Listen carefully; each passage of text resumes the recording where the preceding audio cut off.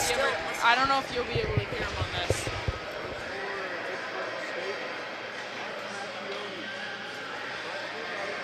I'm gonna pull up the have Grace pull up the live stream and see if she can hear me. For the Beacons, it's going to be Sam Best, who is a senior out of UMass. He'll get the nod for the Beacons as they're about to get underway. Bear with us. The helper sculpture here up in the booth.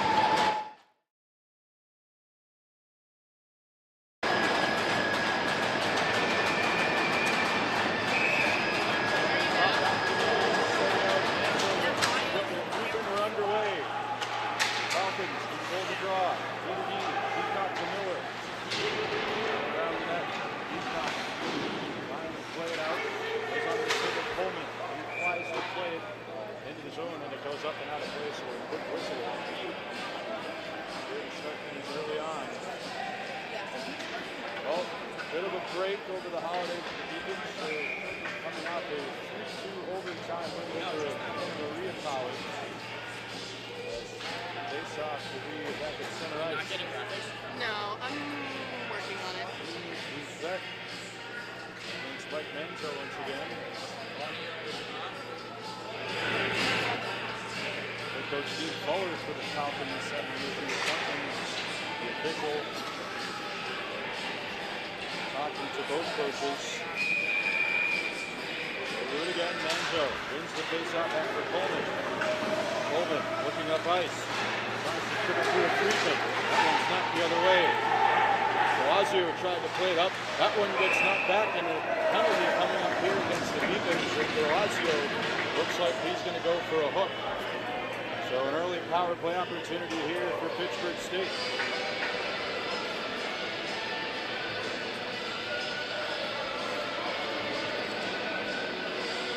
They'll send out Anthony Syrian on the dot for the faceoff. That's right there, Reese Bergman now goes back to the point. Josh Miller. In the middle, Miller slips into one, and a nice save there by Sam Best. His Hill smothered, no rebound. Also out there, Hunter Fortin at the other point. It's on. Forward, Wyatt Wilmshurst. Seolin on the faceoff, wins it back. Miller. On the inside for Fortin. Fortin down low.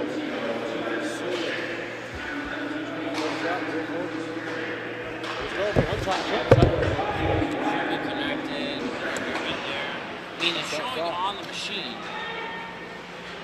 Falcons trying to work it down low. Now through the middle. Shot deflected. That one goes just wide.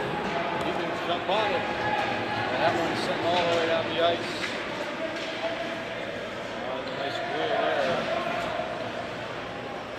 Pat Keegan. Falcons look to regroup. Minute 12 left to go here on the power play. Fitchburg enters, trying to put a force in there. Taking on it was Cole Archibald. That one goes all the way back down in on Mattrioni. On his own net, Antoine Scott out, bringing it up through the other side of the ice. That one sent just wide of the net. Far side corner. Kramer playing it around for Utrecht. Back down low, bounces on Kramer's stick. That one sent all the way down the ice by Ryan Bogan. Now 30 seconds remaining on the Fitchburg power play. Not in for a neutral zone. Still with it. It's beaten off, couldn't play it further though. Now back to collect his Turbo Kramer.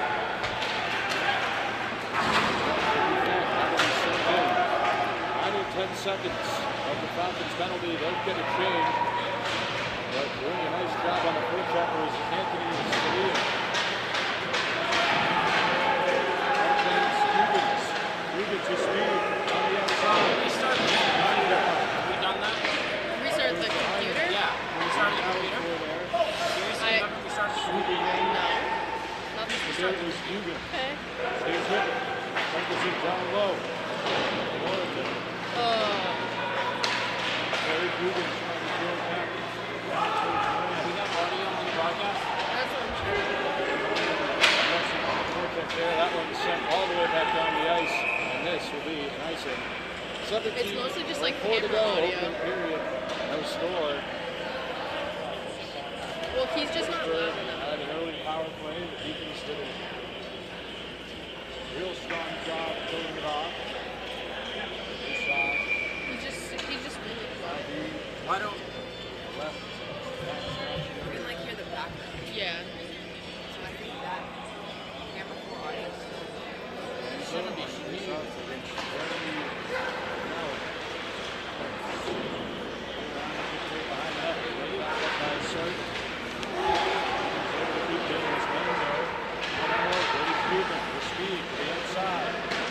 With it, as it towards the middle. It's off the boards, down low.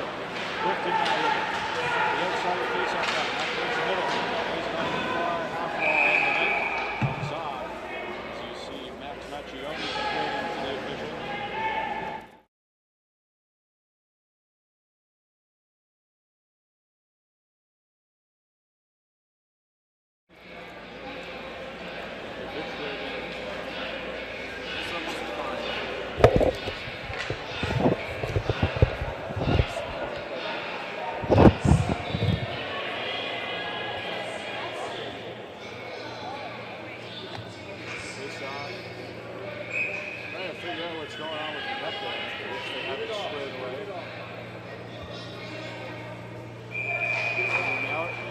Start off the draw, so warning for the Falcons and actually getting tossed in face-off, or maybe not.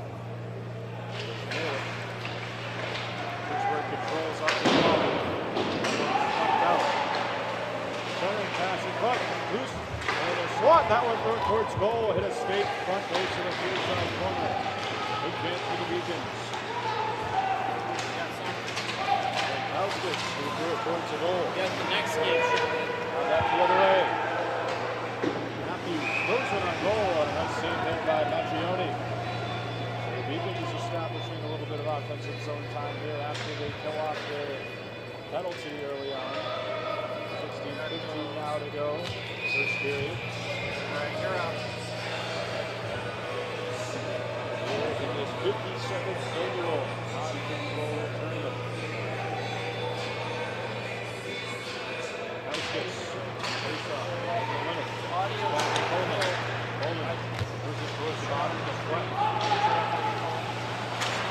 What's this headset doing? That's noisy stuff. We have another headset that's don't worry about it, we'll take care of that.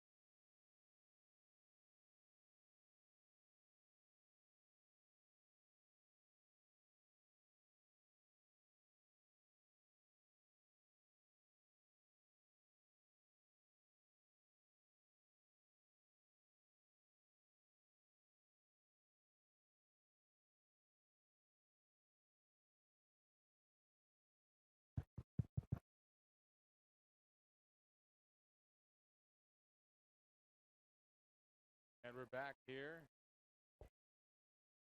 inside Edward T. Berry Ice Rink as Luzio went off, being attended to by the trainer. Face off in the neutral zone.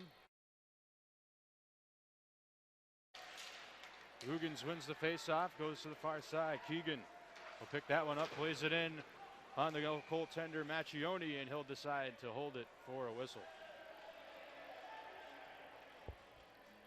And a small crowd gathering after that one.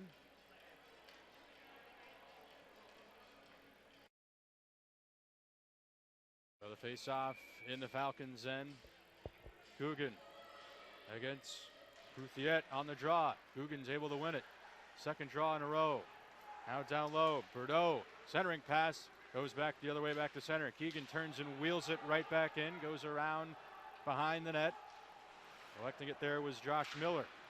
Sent right back in though by Keegan. Behind the net. Kristoff with it. Try to cycle it down low. The Beacons doing a good job on the forecheck. Guggens tried to center it. Goes off a skate.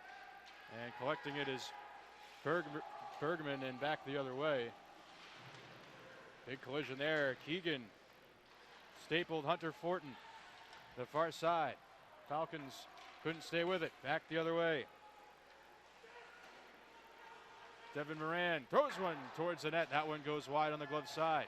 Now another shot thrown on goal there. And that was deflected in front by the defenseman. Never got through as Macchione covered the loose puck.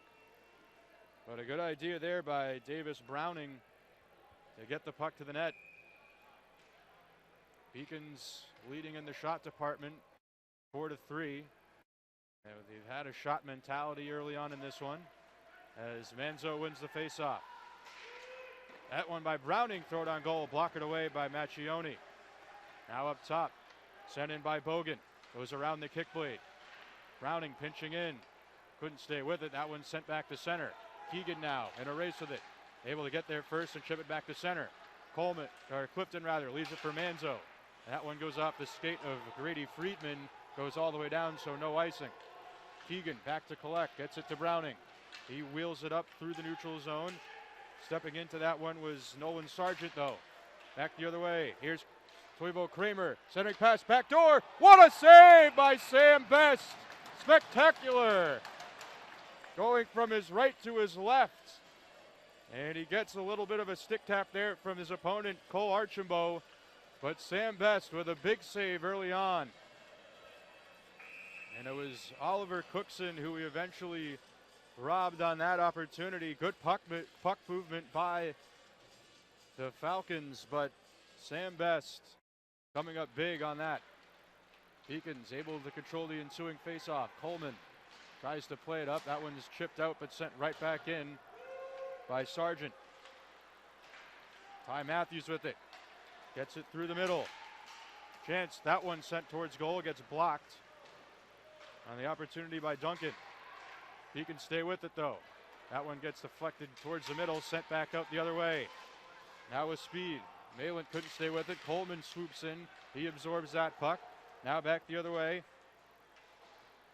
That one's dumped in cross corner. Falcons get there first though. Able to get it out through the neutral zone. Odd man rush. Perhaps a 2-on-1. Nice job as that one sent towards goal.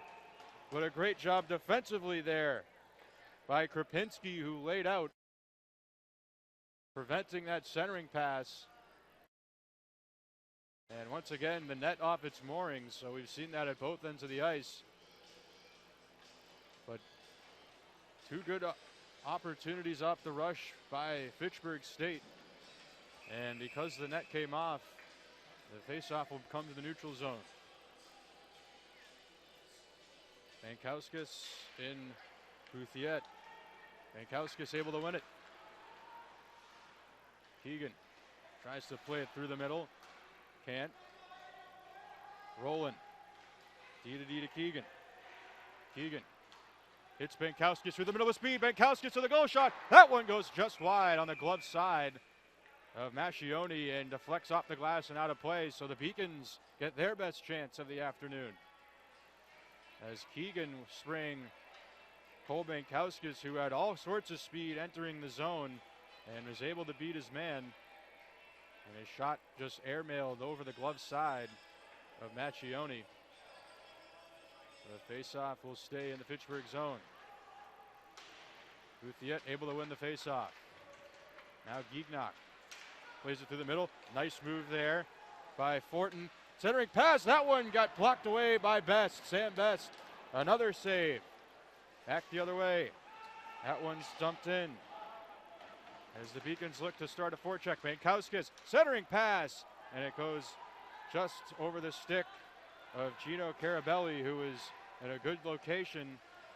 So some unfortunate puck luck there for the Beacons as Pat Keegan back behind his own net. Fans on the exit pass. Stays with it.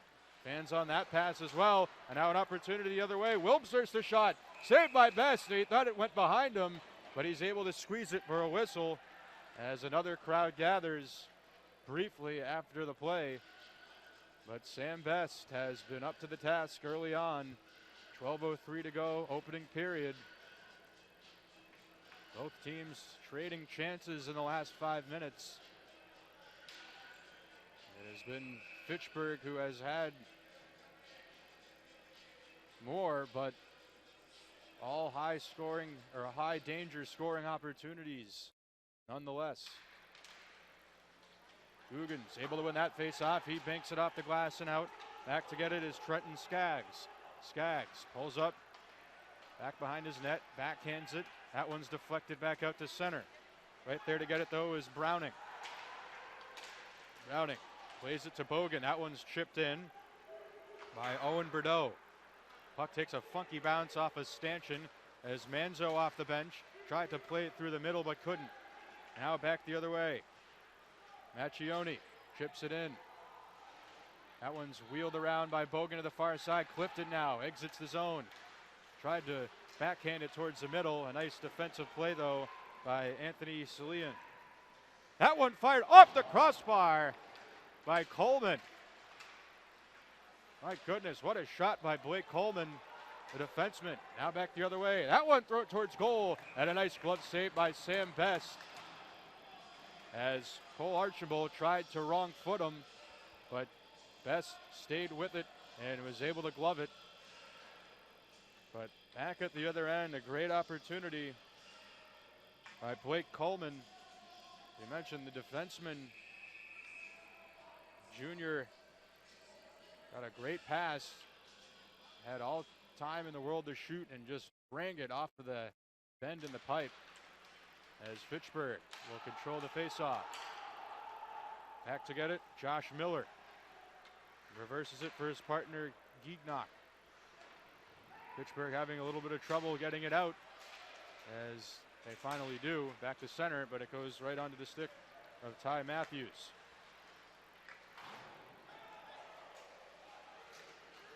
Battling for it on the near side. Matthews comes out with it. Matthews cuts to the outside, stays with it. Curls back, still has it, gets it out to the point. Over, penalty coming against Fitchburg. Holding, waiting, shooting, puck still loose in the crease. Diving over to cover it was Macchione. Another golden opportunity for the Beacons, and they will now have a power play as an interference call being issued to Cole Archambault. So the junior for the Falcons will take a seat.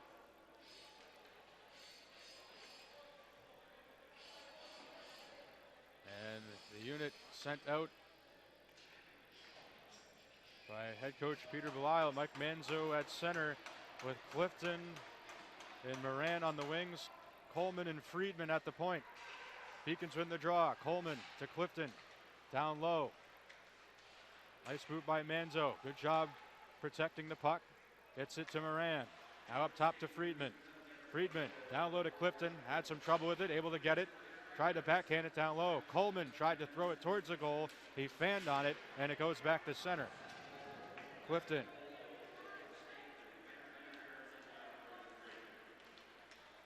With center, throws it on goal. Macchione had some trouble with it as the Beacons able to set up shop once again. Manzo with it on the far side to Coleman. He waits, shoots off the post, and the puck's still loose. And finally the whistle goes. I don't think that puck was ever tied up.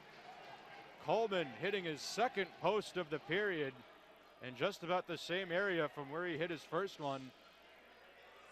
And 9:44 to go, 117 on the Beacons power play, and they've done a good job so far. They've had some good looks as they send the second unit out.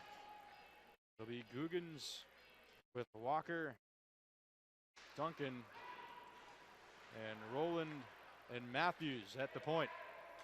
Roland skates it towards the middle, gets it to Googans. His shot, he scores! What a shot by Evan Googans, top shelf. Oh, that was labeled, and the Beacons are off and running. A power play goal for the Beacons, just their fourth of the season, so that has to feel good for head coach Peter Belisle, but can't stress enough how great of a shot that was by Evan Googans, the junior out of Matawan, New Jersey. Gets his second of the season, and the Beacons strike first. And they win the ensuing faceoff. That one's dumped in by Browning, goes around. Macchione plays it back up the wall. Now a chance the other way. Macchione chips it behind the net. That's Michael Macchione, brother of the netminder Max Macchione. Fitchburg looking to get a chance here. That one sent over D2D. Geeknock throws one just wide. Goes all the way to the far side. Miller now towards the middle. That one's chipped in by Seolin. Now being battled for in the near side corner. That one's chipped up by Bogan. Oh, a chance the other way. Could have had a 3-on-1. And we have a whistle, and the puck was played with a high stick. So the faceoff will come in the Fitchburg end. But the Beacons had numbers on that last opportunity. As the officials having a discussion here. As you see the replay here on the goal by Googans, just an incredible shot. That is a goal scorer's shot. Doesn't get much more beautiful than that. So the Beacons looking to keep the pressure on here. Moran can't win that one. That one's sent all the way down the ice, and this will be an icing. Coleman wins the race.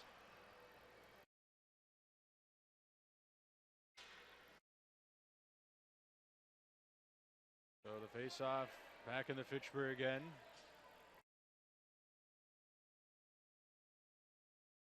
And this will be to the left of Max Macchione. Googans will take this face-off as the righty against Toivo Kramer. Googans able to win it, but getting there first was Hunter Fortin. He has speed through the neutral zone. Now working to the outside. Cuts to the net. Backhands one, and he scores! What an individual effort by Hunter Fortin. Goes coast to coast and tucks it around Sam Best, and just like that, we're all knotted up here in the first at 1.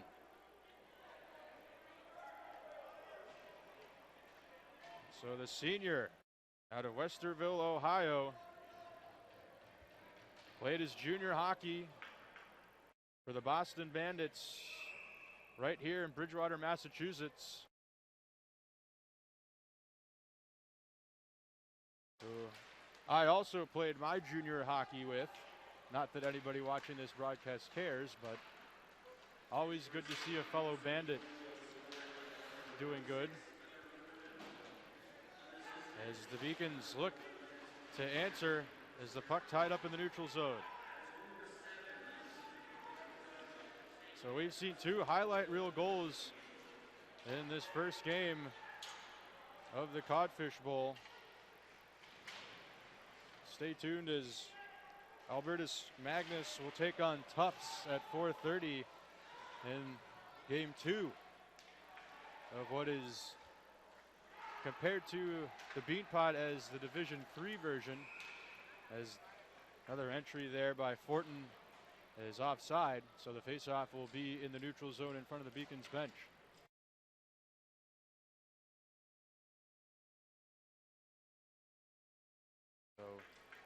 That second line right back out there as you see the goal. As Fortin, who threatened Bergman, Andy Walker was able to win that draw as that one sent all the way down the ice for an icing. Bogan sending that one down the river, so the faceoff comes back to the Beacons end.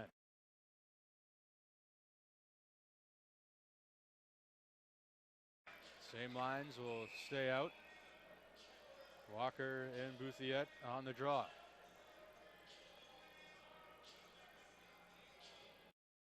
Bouthiette able to win it.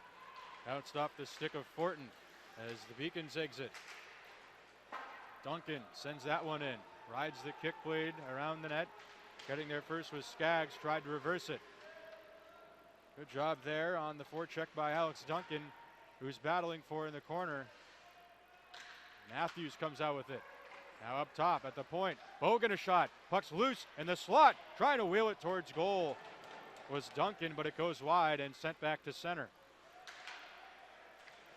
Browning had some trouble with it as Walker tries to play it into that area, and the Beacons turn it over. That one's sent in by Nolan Sargent. Takes a funky bounce off of a stanchion on the glass.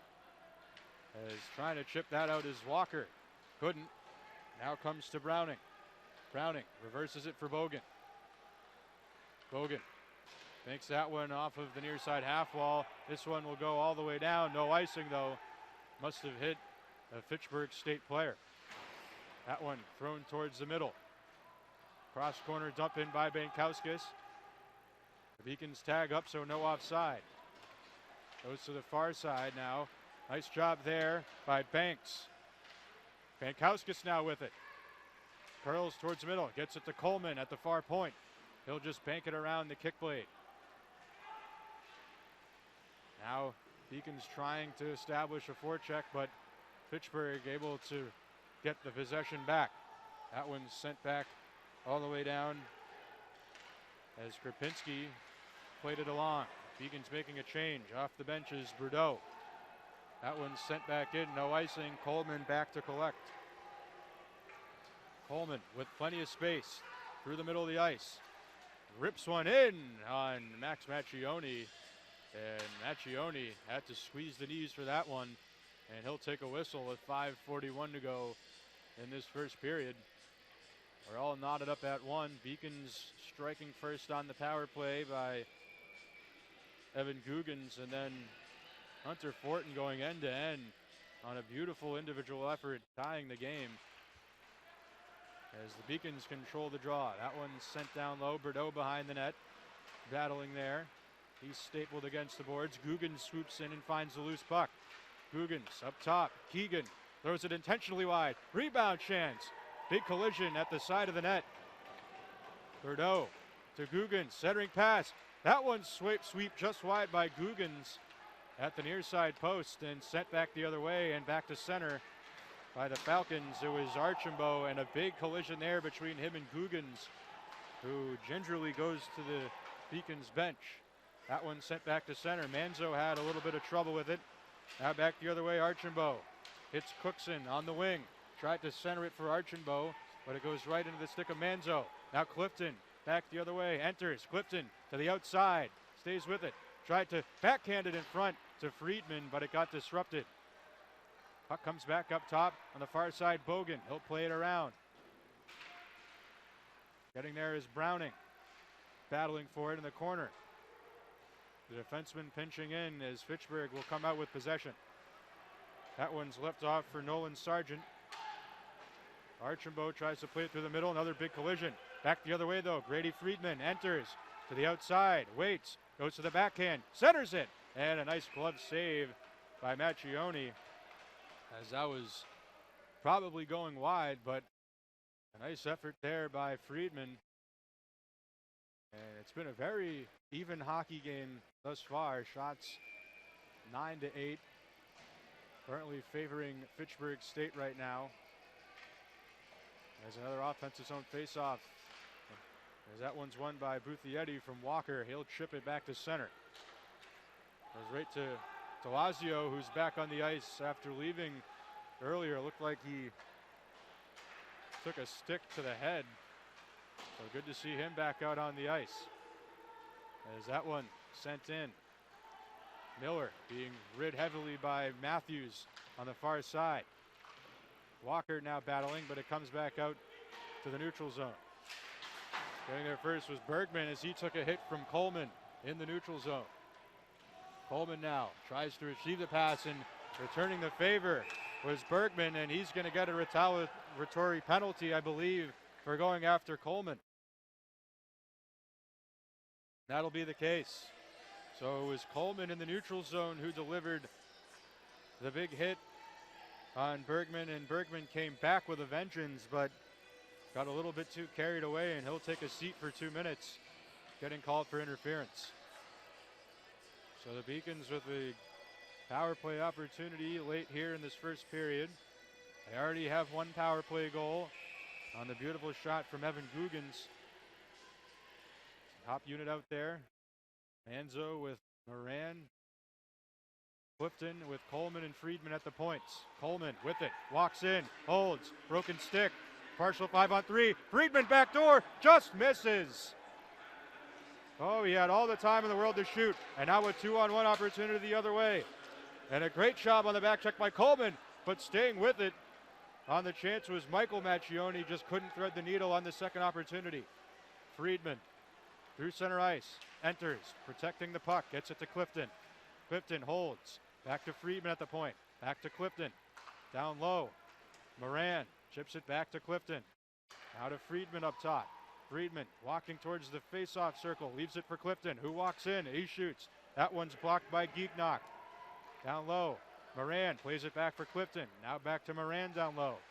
They play pass as Clifton cross ice. Friedman holds, shoots, save Macchione. The rebound played off a stanchion, a lucky bounce for the Falcons. That one goes back to center as Friedman sits down Bouthiette as we're under a minute now to go in the Beacons power play. Here's Manzo.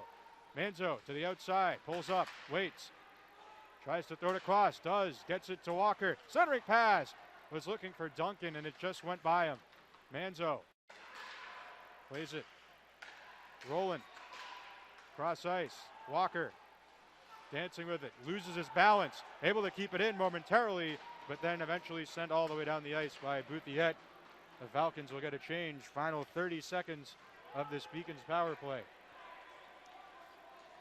Ryan Roland. It's Guggens. Guggens with space, shoots, and a nice save by Max Macchione, who came off his line. Another opportunity for Guggens, looking for his second of the period. But the netminder for Fitchburg State had the answer on that opportunity, as there's 15 seconds remaining on the Beacons power play. 1:50 to go in this first period.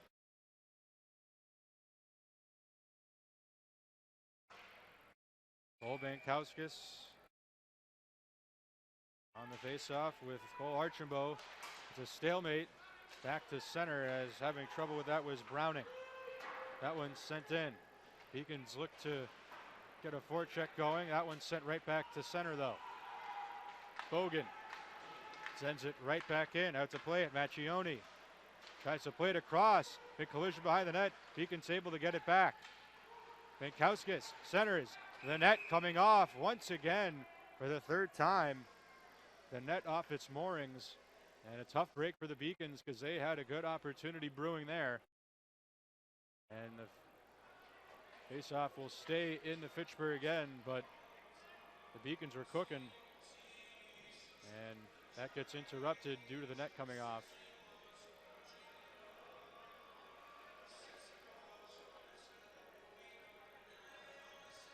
So faceoff will be to the right of Macchione. Macchione played his junior hockey for the South Shore Kings out of Foxborough, Mass. Seen a lot of high-end talent come out of that program.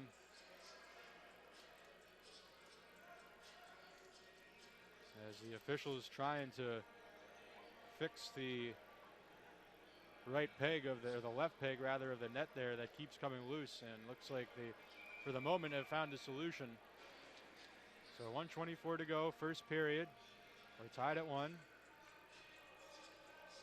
Andy Walker on the faceoff against Walk as Beacons won it. Now a chance the other way. Shot on net, save by Sam Best. On the opportunity by Samuel Rennick, who had a break partially after the nice defensive play, reading the D-to-D pass by the Beacons in the offensive zone.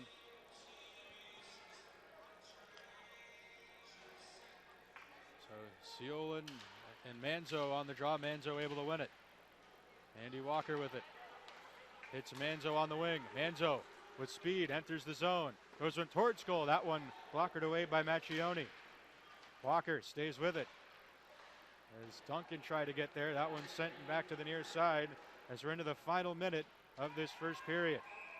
And that's going to be whistled down for a hand pass, so the faceoff will come back into the Fitchburg end with just 54 seconds to go in this opening period. The Beacons have had a lot of good looks. Both teams have. It's been, as I mentioned before, a very even hockey game up to this point.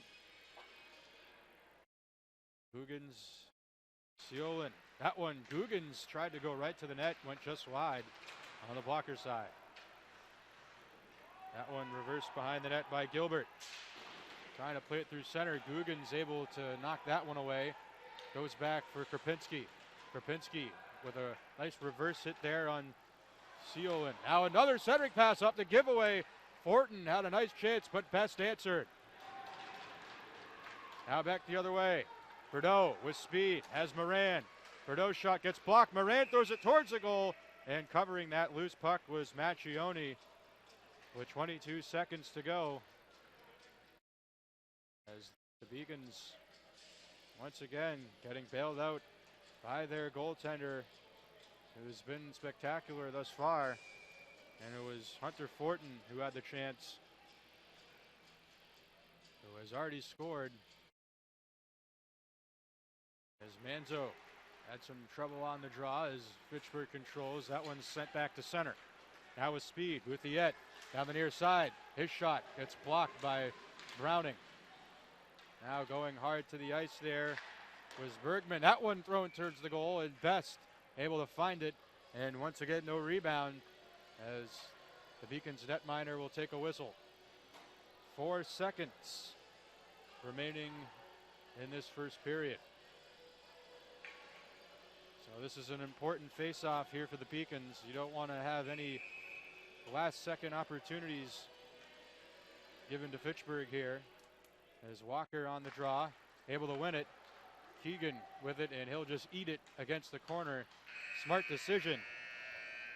As we'll go to the room tied at 1 apiece.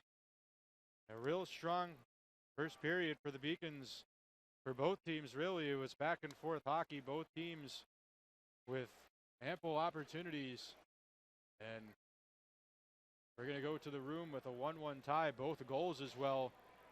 Highlight reel goal is the first, coming off an absolute snipe by Evan Guggens on the power play. And then Hunter Fortin for Fitchburg went end to end and was able to tuck his goal by Sam Best. But that's where we stand here after one period in the first game of the day of the 57th annual Codfish Bowl. It's the Beacons won, the Falcons won. We'll be back to go over the first period stats and scoring summary. I'm Andrew Bluestein here on the Beacons Broadcast Network. Passion's love.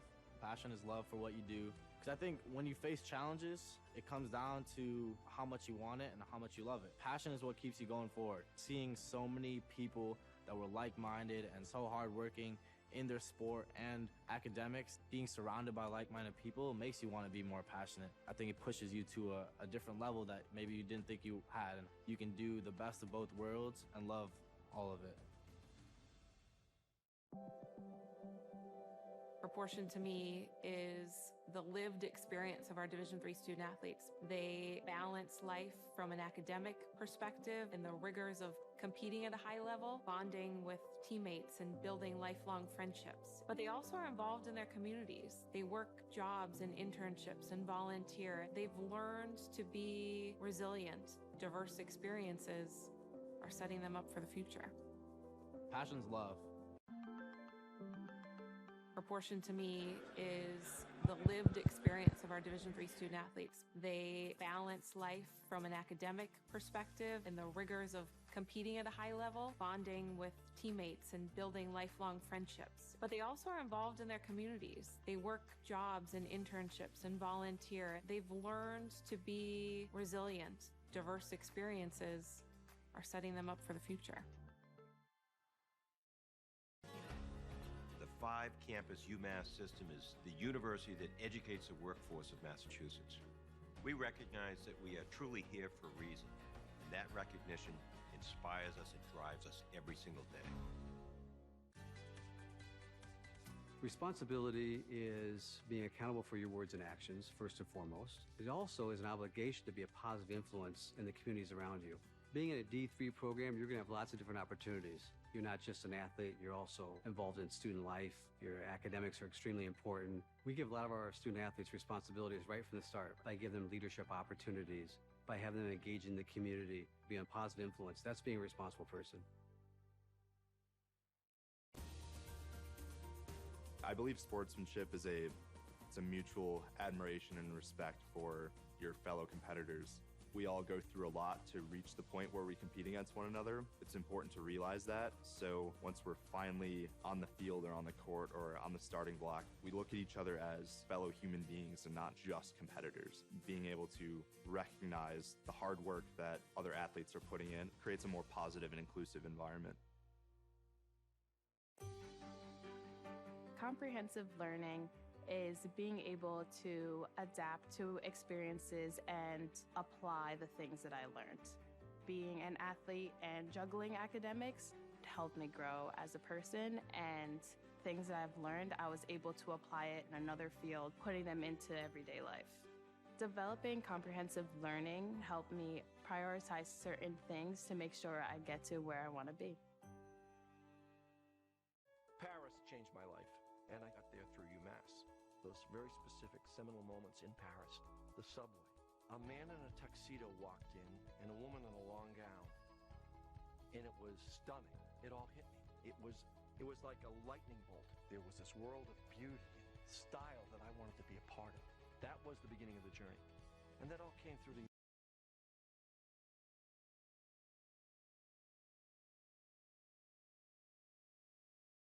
Welcome back here inside Edward T. Berry Ice Rink. Andrew Bluesey here with you on the Beacons Broadcast Network. It's Fitchburg State and UMass Boston tied up at 1 apiece as we look at our first period scoring summary. It was Evan Guggens getting his second of the year on the power play. It was an absolute beauty, a snipe from the near side face-off circle, going high glove on Max Macchione. That opened the scoring, and then Fitchburg State answered. It was Hunter Fortin getting his 7th of the season as he went coast to coast. It was the Beacons who actually won the face-off, but Fortin read it off the draw and went the other way all on his own and was able to tuck home the puck to tie things at 1, and that's where we stand now as we'll look at our first period stats. As shots 14 to 11 favoring the Beacons. Haven't been able to say that much this season so far at the end of the period, but the Beacons seemingly had a shot mentality this period, which you like to see. You can't score if you don't shoot. And Sam Best, 10 saves in the first period. He was spectacular. He made one in particular, robbing Oliver Cookson, where he had to go from his right to his left and made just an unbelievable save. Also had to make a few other difficult saves to keep his team in this game. Same goes for Max Macchione, who was tested, and he made some saves as well. Faceoffs, Beacons leading in that department as well, 17 to the Fitchburg's 15, and then the Beacons grabbing their 4th power play goal of the season, had 2 opportunities, only scored on the first one, Fitchburg had a power play opportunity right off the bat to open the game, but the Beacons did a good job on the penalty kill there.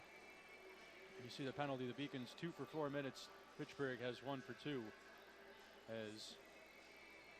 they have 2 for 4 as well. But that will wrap up our first period coverage, and we'll be back. Andrew Bluestein here with you on the Beacons Broadcast Network. We'll be back for second period action shortly. UMass Boston men's basketball at home for their final non-conference game of the regular season, taking on Westfield State University for the first time since the 1998 season. These two teams would go back and forth in this one, and early on it would be three-pointers for the Beacons as Emmanuel Zayas nails a three to give the Beacons an early 3-0 lead, and then Mariano Olivier Rodriguez helps tie the game up at 8 with a three of his own from the left side. And then the Beacons would go on an 11-2 run that would see them take the lead for good. However, this was a back-and-forth battle no matter what the scoreboard says at the end of the day, as you see Xavier McKenzie hitting a three from the top of the key to give their Beacons a 13-10 lead. And then Malik Lorquette, another masterful day for the senior, who had 6 points during this run, working against some tall Owl defenders, making magic happen in the paint yet again, as you see the final points of his 6-point performance during this run on the reverse layup, his patented move right there to help put the Beacons ahead by 7. And then Bobby Joy finishing off the run with a quick layup to the right side. Beacons up by 9 early on, and then a dunk contest for both sides as Kumar Brown kicks it off with a dunk for the Owls on the offensive. Then Lorquette with 2 electrifying slams of his own. Right here, the two-handed jam on the left side. And then a little while later, with the Beacons up by just 1, a steal from Lorquette, gets it over to Xavier McKenzie, who gets it back to Lorquette. The one-handed jam goes down. The Beacons in control by 3. And then they'd cap off the first half with 2 free throws, part of an 8-0 run as Manny Zayas hits a 3 right there. And then Xavier McKenzie with the shot clock winding down. Nothing but net. The Beacons go up 47-39 heading into the locker room. And then kicking off the second half, Mariano Olivier Rodriguez hitting a 3. Beacons up by 11. They lead by as many as 12. And then Lorquette with his 3rd dunk of the game right there puts the Beacons ahead by 5. But the Owls would not go away, as you see Kumar Brown on this electrifying alley-oop brings Westfield State within 1 point, 58-57. But the sharpshooters for the Beacons came alive. Xavier McKenzie, 6 points on this 8-0 run for UMass Boston. Made it look like the Beacons would be in control and take this game handily, but that would not be the case as you continue to see them working on this run with Mariano Olivier Rodriguez getting that put back, and then McKenzie capping off the run with that 6th point of the run. Right here you see him at the top of the free throw line nailing that jumper, and the Beacons are up by 9. But JT Thompson, a 7-0 run on his own. Some tough shots for Thompson that the Beacon defense were not making it easy for him to score, but somehow Thompson getting him to fall. And just like that, he brings his team back within 2. And it seems like UMass Boston might be on the rocks here, but Emmanuel Zayas hitting a big three-pointer. He had 4 fouls in the game, hits the 3 right there, makes it a 5-point game with just under 3 minutes to go. And then Xavier McKenzie says good night to the Owls with that layup and 1 opportunity. The Beacons win this one by 11, 85-74. Malik Lorquette, his 9th double-double of the season. He finishes with 29 points and 17 rebounds on 11 of 18 shooting. Xavier McKenzie, 25 points on 9 of 13 shooting. The Beacons shoot 52.6% from the floor, 40% from three-point range. UMass Boston men's basketball at home taking on Salem State Tuesday night. The Beacons looking to move to the best start since the 2016-17 season at 7-3. And it would be a back-and-forth game. Early on, Malik Lorquette goes on a 6-0 run of his own, the senior, continuing his hot start to the season for the Beacons with back-to-back layups right here against a pair of tall guards for Salem State in Jarrett Byrne and Connor Byrne. As you see Lorquette laying it up right there to cap off the 6-0 run, giving the Beacons their largest lead of the first half at 10-5. Lorquette would continue his dominance in the first half with yet another layup there. Jarrett Burns then comes the other way on the offensive for Salem State to help give them their first lead since 3-0 in the game. But the Beacons would respond with a 5-0 run. Once again, Tommy Burris nailing a corner 3 right there.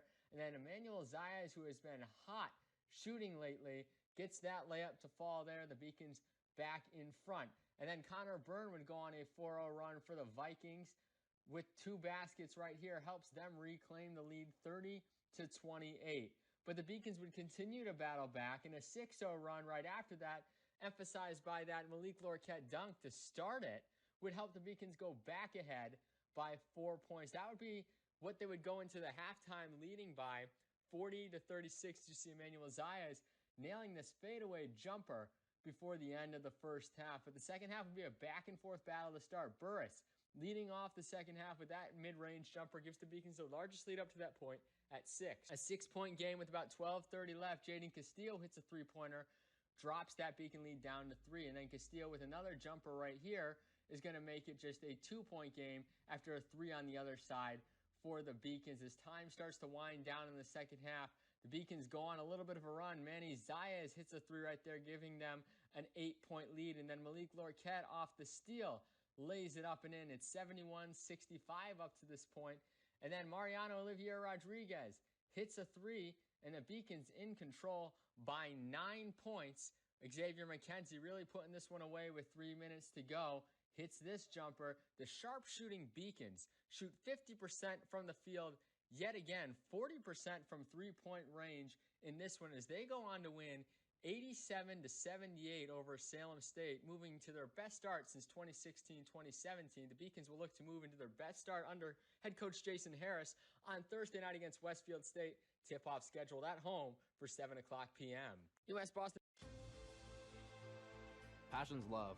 Passion is love for what you do. Because I think when you face challenges, it comes down to how much you want it and how much you love it. Passion is what keeps you going forward. Seeing so many people that were like-minded and so hardworking in their sport and academics, being surrounded by like-minded people makes you want to be more passionate. I think it pushes you to a different level that maybe you didn't think you had. And you can do the best of both worlds and love all of it. Proportion to me is the lived experience of our Division III student athletes. They balance life from an academic perspective and the rigors of competing at a high level, bonding with teammates and building lifelong friendships. But they also are involved in their communities. They work jobs and internships and volunteer. They've learned to be resilient. Diverse experiences are setting them up for the future. Passion's love. Proportion to me is the lived experience of our Division III student athletes. They balance life from an academic perspective and the rigors of competing at a high level, bonding with teammates and building lifelong friendships. But they also are involved in their communities. They work jobs and internships and volunteer. They've learned to be resilient. Diverse experiences are setting them up for the future. The 5-campus UMass system is the university that educates the workforce of Massachusetts. We recognize that we are truly here for a reason, and that recognition inspires us and drives us every single day.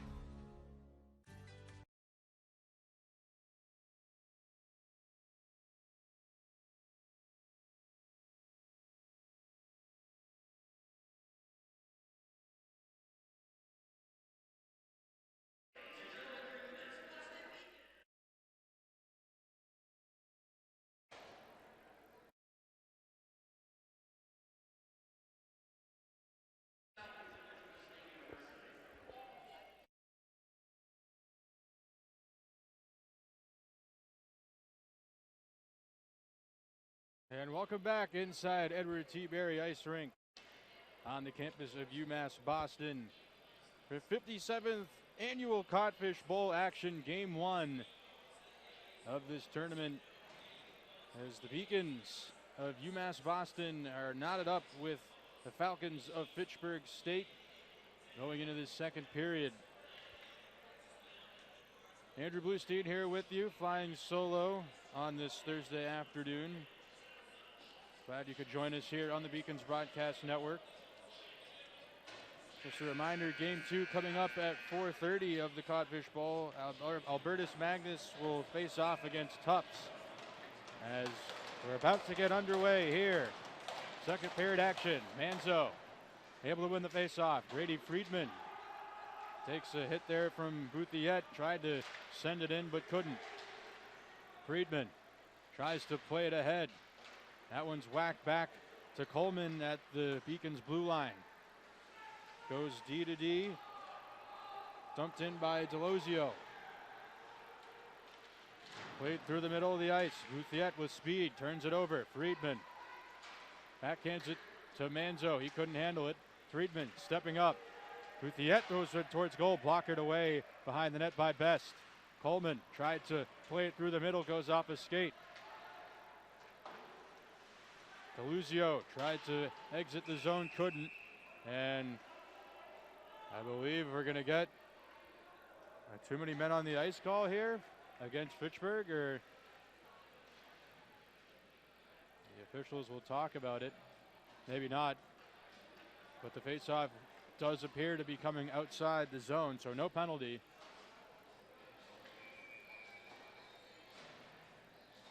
As Anthony Siolan and Andy Walker. It's a stalemate off the draw. Fitchburg able to chip it in. Trenton Skaggs got his stick on it. Now it goes down low. Duncan tried to one-hand it out. Now comes onto the stick of Pat Keegan. Keegan plays it back to center. Quickly back in the other way though. Shot on net goes just wide by Michael Macchione. Back to center.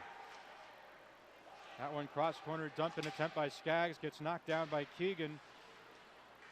Now back the other way. Sent out by Duncan, but doesn't get past center ice. Keegan now with it. Tries to bank it off the half wall. Goes right onto the stick though of Michael Macchione, who tried to play it in. Both teams kind of trapped in the neutral zone right now. Keegan chips that one ahead, but getting right there was Siolan. He'll flip it in cross corner. Best tried to knock it down with his paddle, goes past him. Ryan Rowland will slow things down. Leaves it off for Andy Walker. Walker through the neutral zone with speed, banks it off the boards. Getting there was Moran. Moran able to glove it down. Puck being battled for in the near side corner. Comes out. Googans throws one towards the goal. That one got blocked by Jack Johansson, and it goes up and out of play. With 17:53 to go here in the second period. Face off in the Falcons' end.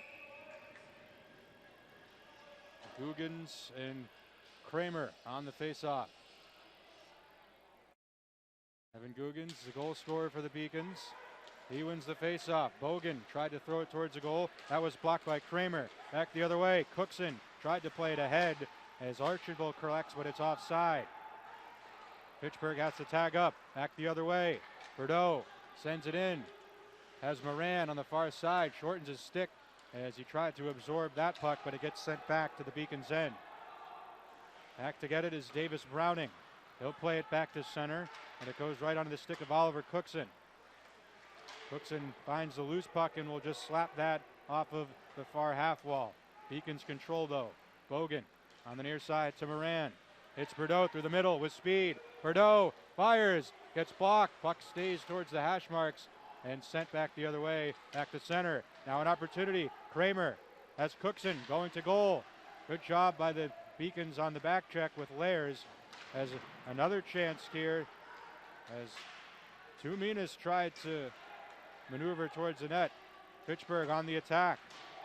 Tuminas behind the net, having some trouble with it, but he gets it back from Bogan. Bogan tried to one-hand it ahead as Cookson will head off for a change. Moran tries to spring Bankowskis. Bankowskis able to beat Miller as stays with it. Bankowskis cuts in front, backhander goes through the crease. Losing his stick there was Krapinski, but the Beacons stay with it. Keegan gets it down low. Now up top, Krapinski's shot gets blocked, stays with it, tries to wheel it in, but it goes right to the Falcons, and they regroup and flip it back to center as that one knocked down by Coleman. As Brendan Walk had speed, it could have had a breakaway if Coleman couldn't handle that. Now Carabelli, heavy hit in the corner on Antoine Gignac. Fitchburg trying to exit the zone. They can't. Coleman keeps it in. Gets it for Manzo. Puck explodes off his stick back to center. Coleman now with it. Circles, enters. Coleman looking towards goal. His shot gets deflected and floats slowly into the netting for a whistle out of play. 15:35 to go. Fast moving second period this far. Not as much action as we saw in the first. Both teams trading chances. But the Beacons have had, I'd say, more of the zone time to start. The first few minutes of this period were played in the neutral zone. The Beacons looking to find an attack rhythm. Manzo on the face-off against Bouthiet. Bouthiet wins it. Clifton rather, tried to sweep in. That one thrown towards the goal. It goes deflected wide off of Clifton's stick on the shot by DeLuzio.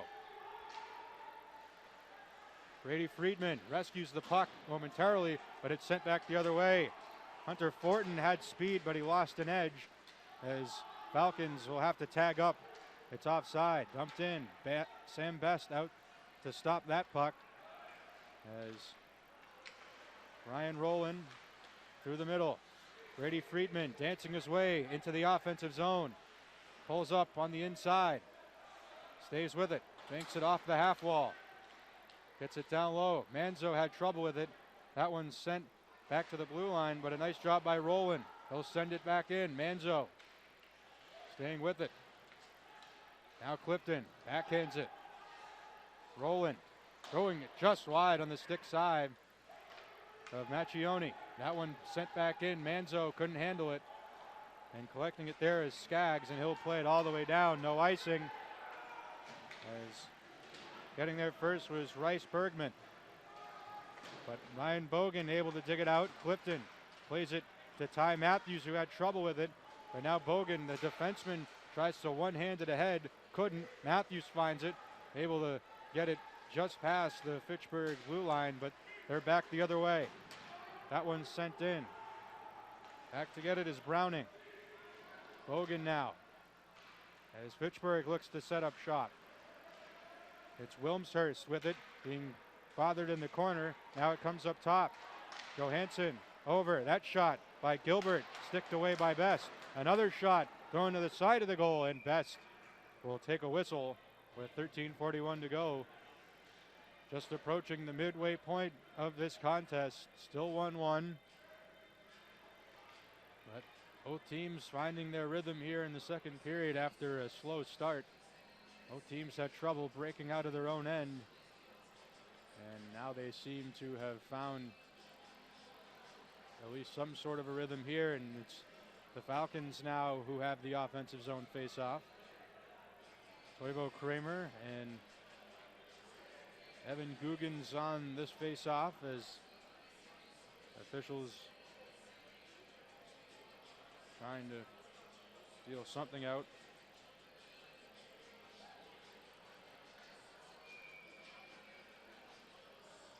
So now we'll get set to drop the puck.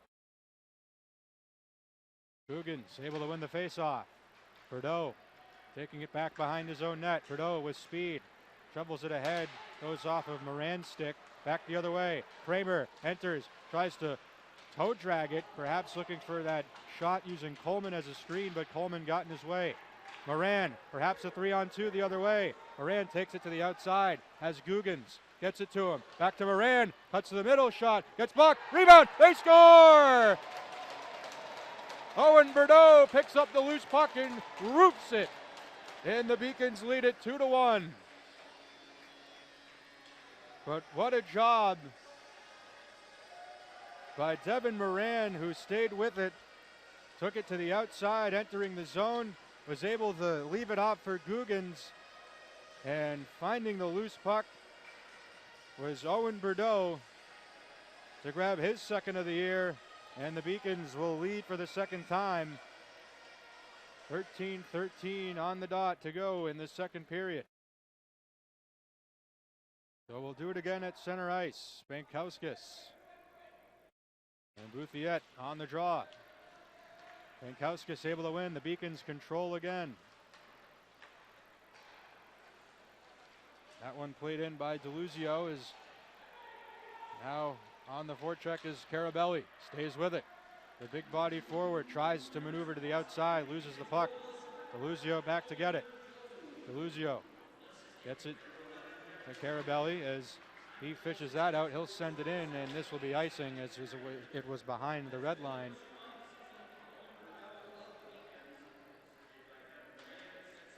But the Beacons doing what they need to do. Getting a huge goal in this 57th annual Codfish Bowl tournament. Pankowskis couldn't win that face-off as Fortin tries to swoop in. Heavy collision in the corner with him and Rowland. That one goes to the far side. Banks couldn't get there. Sent back in behind the net. Rowland able to get there first. It's in his feet. Gets it for Banks. Plays it to DeLuzio. DeLuzio throws one in on Macchione. Smart play by the defenseman as the Beacons needed a change, and DeLuzio gets them an offensive zone faceoff by just flipping it in on goal there with 12:22 to go in the second period. So both teams will get a full change. And that third line right back out there. Trudeau, Moran, and Guggens. It'll be Moran taking the face-off this time. The stalemate off the draw. Fitchburg able to get it out back to center. Bogan tried to play it ahead. Browning had trouble with it. Able to retrieve it though. And that one's played back into the Fitchburg end. Back to get it is Skaggs. He plays it cross ice. Was looking for his man Wilmshurst, but it goes too far in front of him and bounces all the way into the Beacons end. Puck tied up and sent back to center. Trying to send that one in was Wilmshurst, but a nice play there by Browning as he got in front of that. Moran to Bogan. He trips it up. But Wilmshurst is there. He'll send it right back in. Takes a funky bounce off the boards. Browning to Bogan. To Moran. Bad giveaway through the middle. Turnover. An opportunity. That one throw towards the goal, and it was blocked in front by Bogan. Now Guggens back the other way. It's stepped into by Sargent, who steals the puck. Fitchburg will send it in. Wilmshurst in on Best as Fitchburg changing up. Guggens between his legs will chip that one in around as Macchione out to get it. Sent back to center. And that one goes past Brendan Walk, so it'll be an icing, and the faceoff will come back into the Fitchburg zone. 11:02 to go in this second period, as the Beacons have another offensive zone faceoff, this time to the left of Macchione. Manzo and Malett on the faceoff. Linesman issues a warning. Manzo able to win it. Clifton tried to get there, but gets it to the point. Holman's shot goes just wide. I don't believe Macchione ever saw it. Back the other way. As Fitchburg, that one's thrown towards goal, and a big hit there. On the far side by Krapinski. Sitting his man down. You could feel that one in the building as the board shook. A loose puck. And almost a bad giveaway as the puck somehow finds Grady Friedman. He has speed. Working to the outside. Has Manzo. Curl and track. Friedman a shot. And a great save by Macchione. What a move by Grady Friedman. The curl and drag got into a really good shooting area. But the Falcons netminder in great positioning. Able to smother it. There was no rebound. So the Beacons will have another offensive zone faceoff to the left of Macchione. This time Andy Walker on the faceoff against Gene Bouthiet. Duncan controls it, tries to get it towards the crease, still loose in front. Coming back, a shot, that one's blocked, still loose. Walker on the pass from Rowland. Rowland couldn't get it. Now another chance the other way for the dangerous Hunter Fortin. Tries to center it. And that one gets thrown towards goal, still loose. Best gloved it, looked like he had it, but it squirted out. As now Duncan back the other way. Hits Matthews. Matthews has Walker going to goal. Threads the needle, but Walker wasn't able to get enough wood on it. Now it goes to the near side corner. Walker will head off for a change.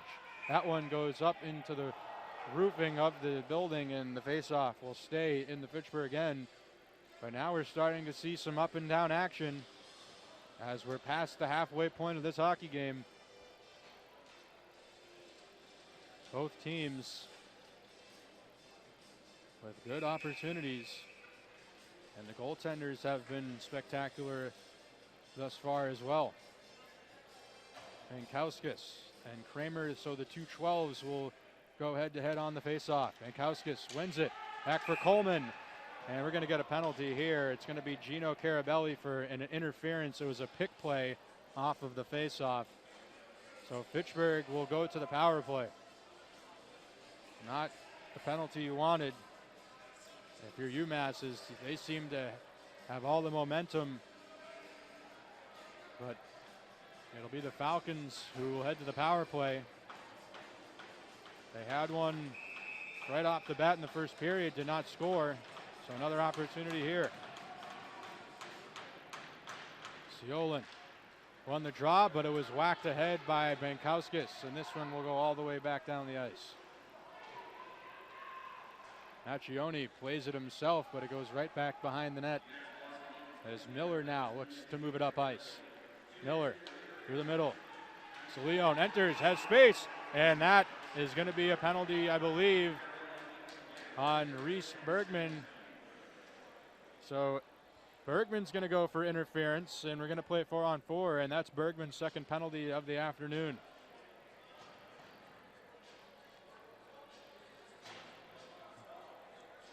It was one of those plays at the blue line as Anthony Ciolin had plenty of speed there, and he would have been possibly in alone on Best if not for that pick play. So we'll play 4-on-4 for 1:40. And the Beacons will have a brief 20-second power play.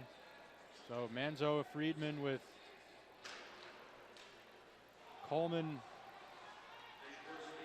and Krapinski. Coleman steps into one. That one was going wide, but gloved by Macchione to slow things down.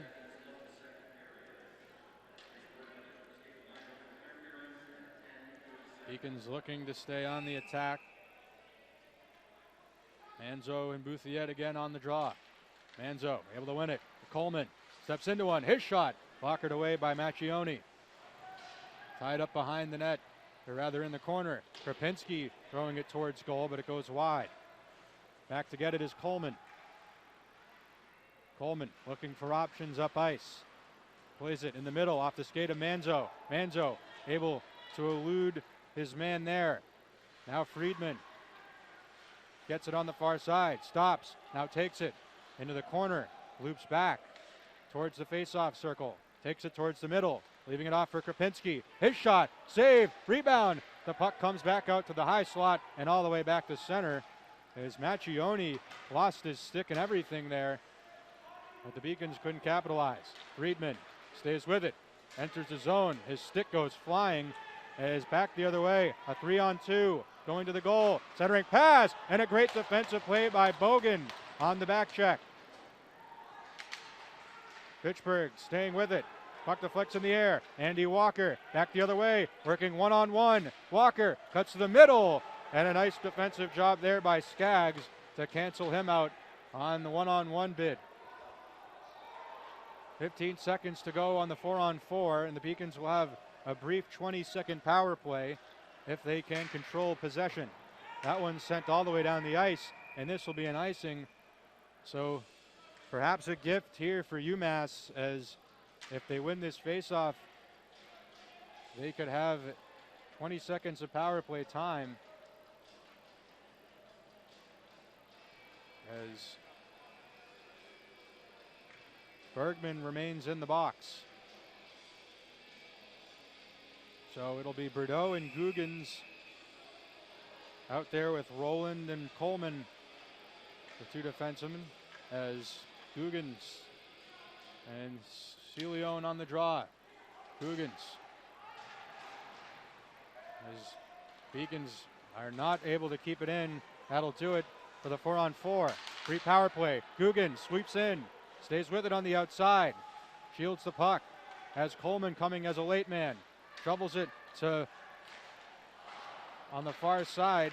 That was Devin Moran. As back the other way, though, comes Fortin.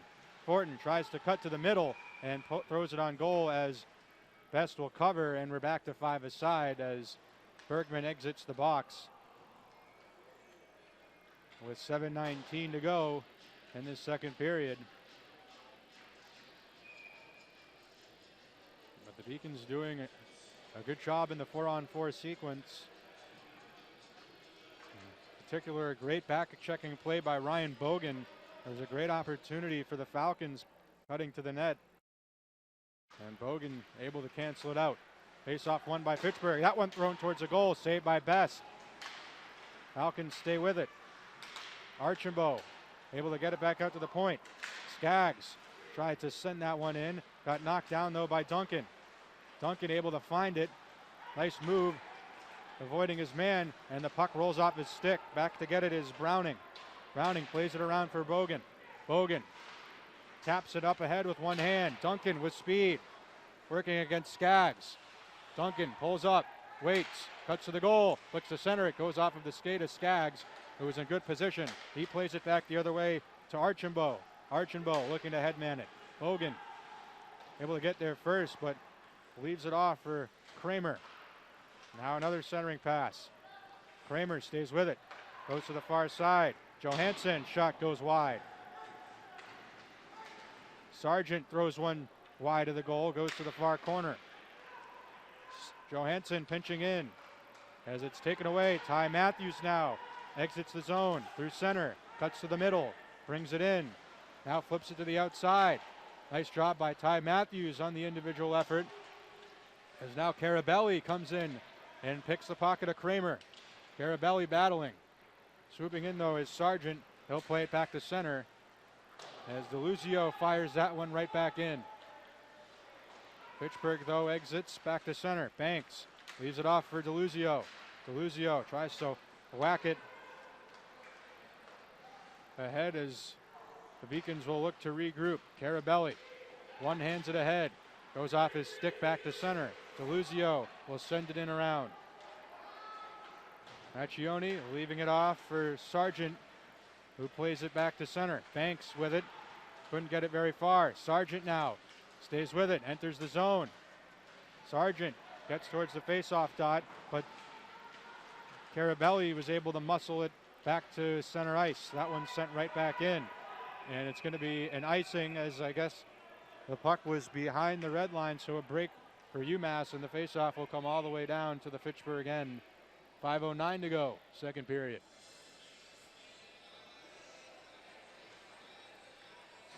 So the top line coming out for UMass: Manzo, Clifton, and Friedman. Second line out for the Hawks: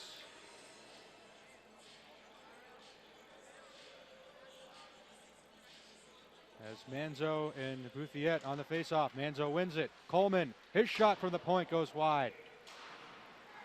Chipped in by Krapinski. Clifton tries to center it, looking for Manzo. Manzo gets there, saved by Macchione. Krapinski tries to keep it in, is able to. Puck comes to Clifton now, sends it down low for Friedman. Puck explodes off his stick. There to get it was Nolan Sargent. Puck tied up, but taken back to center. Bouthiet with speed, opts for the cross corner dump in. Coleman able to collect that. Coleman tried to play it through the middle, goes off of Moran, or rather Manzo. Now Manzo with speed, has Friedman. Manzo, the middle, shoots, blocker save by Macchione, and that puck went up off of the ceiling. But I'll tell you what, this line has generated a lot of good scoring opportunities here this afternoon. In particular, Grady Friedman and Mike Manzo using time and space to their advantage, creating offense. As you saw, Manzo there is able to maneuver it to the middle, getting it to a dangerous shooting area. Guggens off the draw, tried to send it towards goal. Bordeaux first on it in the corner. Plays it off the apron of the goal. That one's sent by Geeknock all the way down, and this will not be icing, doesn't have enough juice on it. Bogan collects. He reverses it for Davis Browning. Goes cross ice. Guggens catches it off his skate. Guggens enters. Guggens to the net. Guggens, he scores! What a goal by Evan Guggens! His second of the afternoon, and the Beacons go ahead 3-1. 2 highlight reel goals for the junior. And the Beacons have a 2-goal lead with 3:58 to go in the second period. And Fitchburg protesting, perhaps looking for maybe an interference call that set up the opportunity for Guggens to go to the outside. The officials are discussing something here.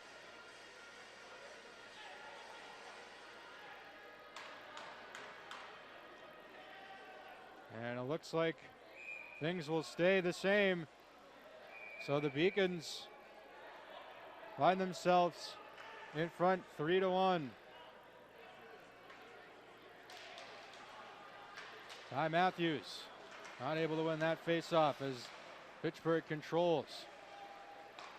Antoine Gignac trying to spring Leon on a perhaps partial break, but it was broken up by the Beacons at the blue line. Rowland plays it out back to center, but it's sent right back in behind the net. Best leaves it off for Keegan. Keegan over to Rowland. Now up for Matthews. Matthews on the far side wing, able to get it in. Now Andy Walker got there, but it's flipped back out to center. Pat Keegan back to collect at his own blue line. Keegan looking up ice, gets it for Duncan. Cross ice for Matthews. Matthews throws it on goal, and it snuck through momentarily Macchione, but it went to the outside and was swept away. Rowland flipped that one ahead. Andy Walker was headed off for a change, so it's a laid offside. And a chance the other way perhaps, but good positioning by Ryan Rowland. Giveaway in front, and that one goes wide off the chance in front by Toivo Kramer. Now a couple of players tied up. It's Cookson and Rowland as that one sent back to center. Bankowskis had speed, but puck was too far ahead of him as it goes to Nolan Sargent. That one sent back in. Keegan banks it off of the kick blade to Rowland. Rowland flips it back to center. That one goes behind the net off of the apron of the goal. Playing it up is Carabelli now. Carabelli enters the zone on the near side, looking at to goal. Throws one towards the net, but it goes far wide on the far side. Banks it for a chance, and a save by Macchione. Jacob Banks right at the hash marks, point blank opportunity, but Macchione challenged him and made a great save. With 2:10 remaining in this second period.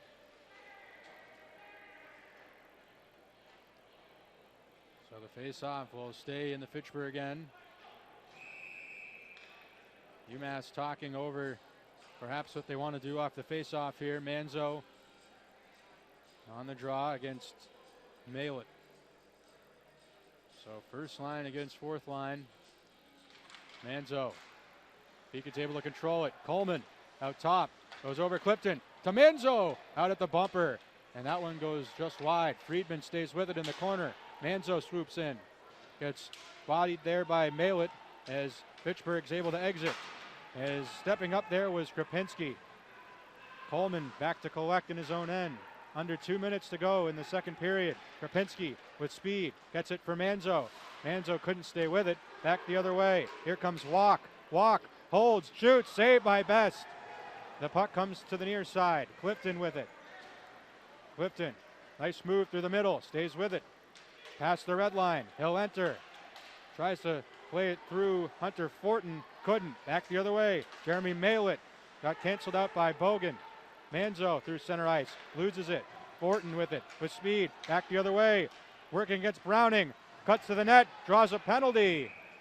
Hunter Fortin with another great individual effort, cut to the middle, had Best down, and was eventually hooked down by Davis Browning, drawing the penalty. So with 1:12 to go in the second period, Fitchburg will have another power play.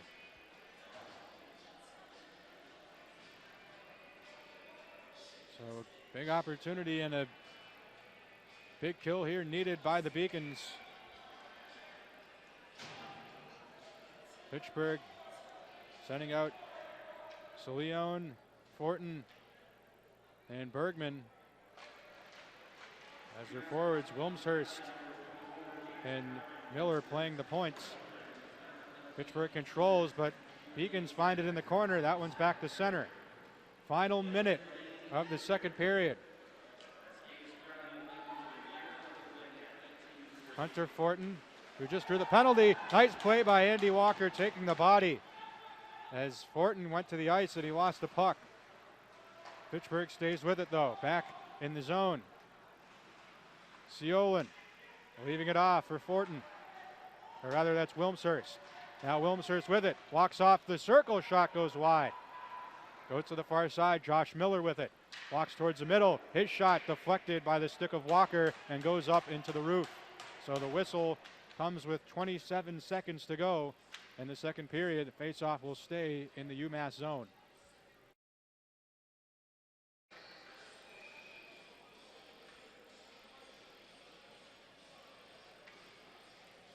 Pankowskis and Ciolin on the faceoff. Ciolin able to win it. Miller on the far side to Fortin. Fortin walks to the faceoff dot. Now down low, centering pass, hits a skate in front, goes all the way down the ice. Accioni out to play it, has Bankowskis quick on him. Accioni just decides to send it around the net to the other side. Ciolin enters, leaving it off for Bergman. His shot, saved by Best. Rebound with 3 seconds left. In front, that shot got deflected by a stick, and that will do it for the second period. A golden opportunity at the end for the Falcons, but somebody in front got a stick on it to keep it out. And the Beacons will have a 2-goal lead headed into this third period in the 57th annual Codfish Bowl. But what a hockey game so far this afternoon. Both teams have traded chances. It has been Sam Best the difference so far, as he's made a bunch of spectacular saves, and the Beacons have been capitalizing on their opportunities. A lot of high danger scoring chances in this one, as we'll head to the third period. Once again, Andrew Bluestein here with you for the 57th annual Cod Bowl tournament. Game 2 of this afternoon will be between Albertus Magnus and Tufts at 4:30. We're going to step aside though for a brief moment, and we'll be back here with the scoring summary and stats on the Beacons Broadcast Network. I believe sportsmanship is it's a mutual admiration and respect for your fellow competitors. We all go through a lot to reach the point where we compete against one another. It's important to realize that. So once we're finally on the field or on the court or on the starting block, we look at each other as fellow human beings and not just competitors. Being able to recognize the hard work that other athletes are putting in creates a more positive and inclusive environment. Comprehensive learning is being able to adapt to experiences and apply the things that I learned. Being an athlete and juggling academics helped me grow as a person, and things that I've learned, I was able to apply it in another field, putting them into everyday life. Developing comprehensive learning helped me prioritize certain things to make sure I get to where I want to be. Paris changed my life, and I got there through UMass. Those very specific seminal moments in Paris, the subway. A man in a tuxedo walked in, and a woman in a long gown. And it was stunning. It all hit me. It was like a lightning bolt. There was this world of beauty and style that I wanted to be a part of. That was the beginning of the journey. And that all came through the University of Massachusetts. And that was really a key moment for me. That's one of those moments you never forget. Celebrate the soggy shoes and the slow starts. Celebrate the lessons learned along the way.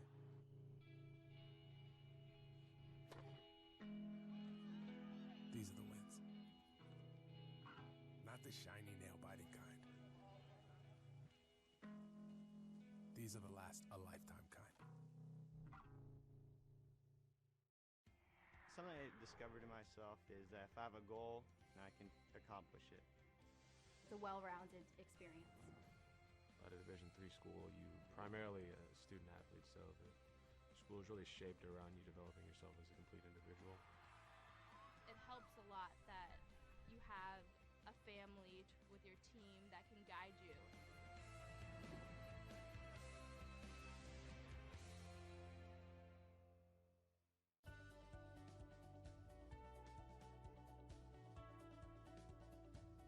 I just wanted to get good grades and to do well. But it also made me realize that I have a lot of career goals. You're there to get a full college experience, not only participate in your sport, but participate in things outside of that, and it's all about growing as a person. My coaches have helped me with figuring out who I really am. Their lives are dedicated for us to succeed.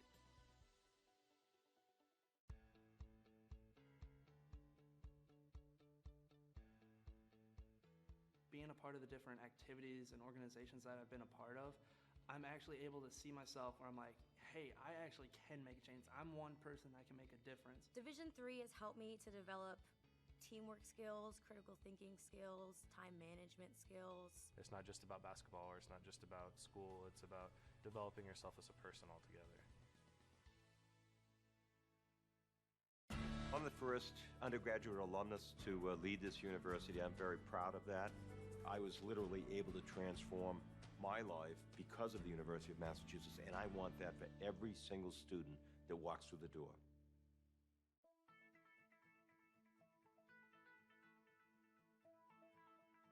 College has given me the flexibility to pursue my passions and my interests, and I've recreated my identity for myself aside from just being an athlete. My greatest personal discovery has been that I am capable of doing things that I didn't know I was capable of doing. To be able to study what I wanted to and continue to play the sport I love, all of those things came together very nicely in one package in Division III.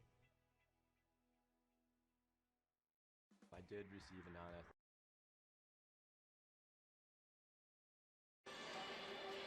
And welcome back here inside Edward T. Berry Ice Rink, 57th Annual Codfish Bowl. It's the UMass Boston Beacons leading the Fitchburg State Falcons 3-1 after 2 periods. As we go over our scoring summary, Evan Guggens opened the scoring on the power play, getting his 2nd of the season on an absolute snipe, and Hunter Fortin answered, getting his 7th of the season on a great individual effort. And then it was Owen Bordeaux. That was a generated play off of a rush by the Beacons. It was Moran who brought it in. He left it off for Guggens, who got it to the front of the net, and Bordeaux was able to find the rebound and go top shelf for his 2nd of the season. And then Evan Guggens, again, striking at the 16:02 mark of the 2nd on another great move as he cut to the outside to the middle and finished it off. And that's where we stand now. The Beacons in control headed into the 3rd as we now step over to look at our stats so far through this one. Shots on goal favoring the Beacons 26-16. Can't recall them having this margin of an advantage in the shot department, but as we mentioned before, it seems as if they've had a shot mentality here this afternoon. 15 saves for Sam Best, who has been spectacular. He's made some grade A saves this afternoon, as has Max Macchione, making 23 of his own for the Fitchburg Falcons. As the power plays you see there, the Beacons 1 for 3 on the power play, Fitchburg 0 for 3, and they do have the continuation of a penalty called at the end of the 2nd, so they'll have 48 seconds of power play time to start the 3rd. That'll wrap up our 2nd period coverage. Once again, Andrew Bluestein here with you on the Beacons Broadcast Network. Fitchburg State 1, UMass Boston 3. We'll be back for 3rd period action shortly on the Beacons Broadcast Network. UMass Boston men's basketball at home at the Clark Athletic Center, kicking off their 4-game stretch before the winter break against Eastern Nazarene, looking to avenge a loss last year at the last second. And the Beacons would trail 15-9 early on and then go on a massive 21-0 run to help them take control in the game. You saw Emmanuel Zayas hit a three, and then Malik Lorquette with a tough layup there. And then Zayas kicks it out to Bobby Joy at the top of the key for three. Nothing but net gives the Beacons their first lead of the game, 17-15, and it would continue from there as Zayas just pulls up from long range, hits yet another three in the first half. Tommy Burris adds his name to the three-point list with this one that goes in and out and then back in.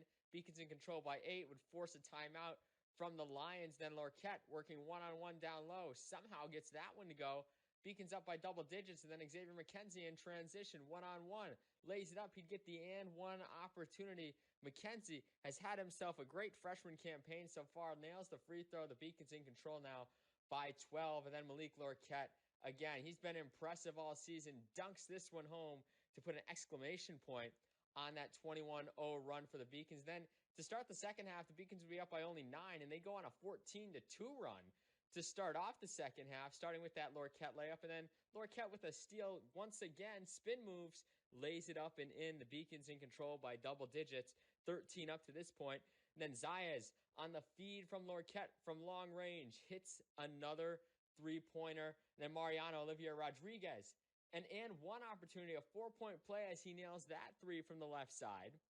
Zayas then would hit a three from about a similar spot, and the Beacons just continue to roll with some sharp shooting in this game. Xavier McKenzie would then cap off that run with a nice layup right here, closing out the Beacons' 14-2 run to put them up 23. And then Olivier Rodriguez, once again in the corner, a dagger with 13 minutes to go, puts the Beacons in full control of this one. Xavier McKenzie with a nice layup on the fast break right there, and then Zayas would get yet another three from the corner. He's fouled, a 4-point play. He'd hit the free throw. And then Malik Lorquette capping off an impressive 20-13 performance for his 7th double-double of the season with this reverse layup right there. The Beacons end up winning this one by 27, 84-57. They shoot an impressive 50.8% from the field, 47.8% from the three-point line. They will head into next week with 3 consecutive games, starting off with Salem State at 7 p.m. on Tuesday night.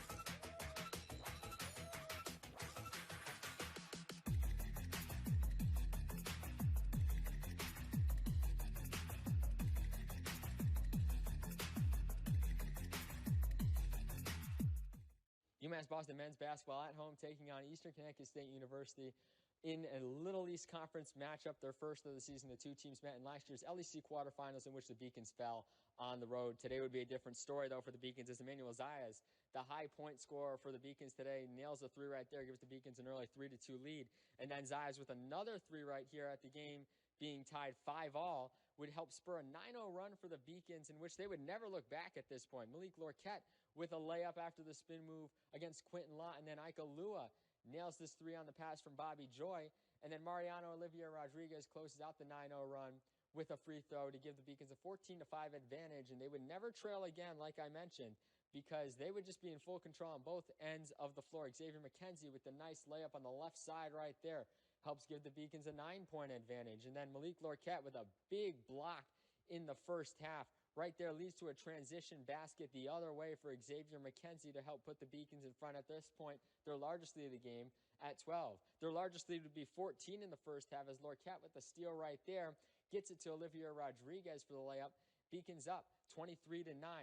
The Warriors would respond, get it within 8 in the closing minutes of the first half, but then Lorquette would go to work and score 2 straight baskets for the Beacons to head in the locker room up by 12 points. And the offense would continue to roll in the second half as Lorquette lays it up and in to start off the second half. Emmanuel Zayas right back to work, goes with a nice move to the middle, stops, and spins around Max Lee to help make it a 14-point game for the Beacons. Now at this point, an 11-point advantage, and Zayas finds Olivia Rodriguez in the corner for a 3, banks it home, and that's now a 14-point lead for the Beacons at this point. And then Zayas with the game down to 12 points, nails it from the top of the key. It's now a 15-point advantage, and now the Beacons would take their largest lead at 17 points on this Malik Lorquette layup.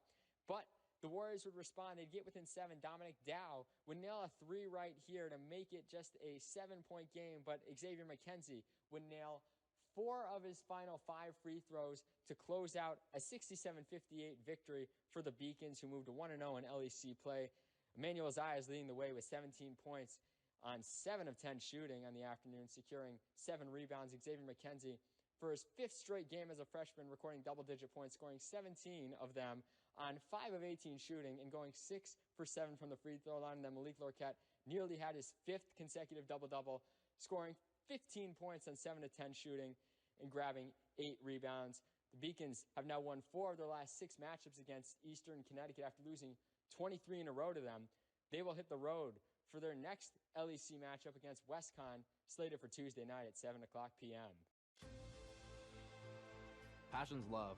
Passion is love for what you do. Because I think when you face challenges, it comes down to how much you want it and how much you love it. Passion is what keeps you going forward. Seeing so many people that were like-minded and so hardworking in their sport and academics, being surrounded by like-minded people makes you want to be more passionate. I think it pushes you to a different level that maybe you didn't think you had. And you can do the best of both worlds and love all of it.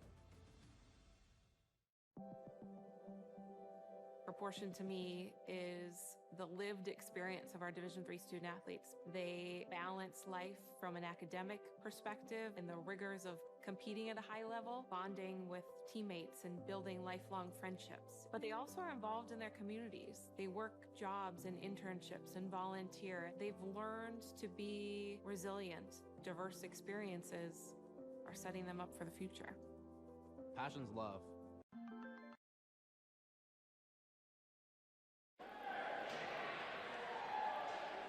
And welcome back.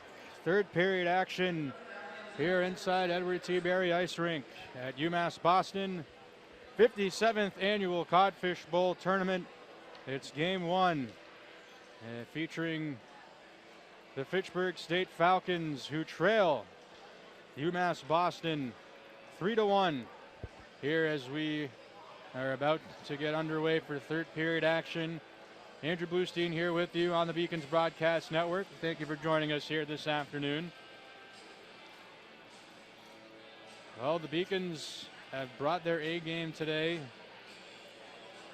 There's been times where Fitchburg has been able to get some good chances, but in the grand scheme of things, the Beacons have really controlled the majority of this game. Both goaltenders have been dynamite as both teams line up. Pankowskis and Celian. Seolin on the faceoff. Pankowskis able to whack that one in to the Fitchburg end. Remember, the Falcons still have about 40 seconds of power play time here to start this period, with Davis Browning still in the penalty box. Beacons able to clear the zone. Now the final 30. Joshua Miller back in his own end to get it. Plays it through the middle. Carabelli right there though, and he'll paddle that one behind the net. 15 seconds now to go on the Fitchburg power play as they look to break out. That one chipped in. Wilmshurst first there. Gets bodied heavily by Rowland into the boards. Back out to the point. Final seconds ticking off. We're back to 5-a-side. Browning went to the bench. Coming on is Ty Matthews. Back behind the net. Hunter Fortin gets shouldered there by Rowland.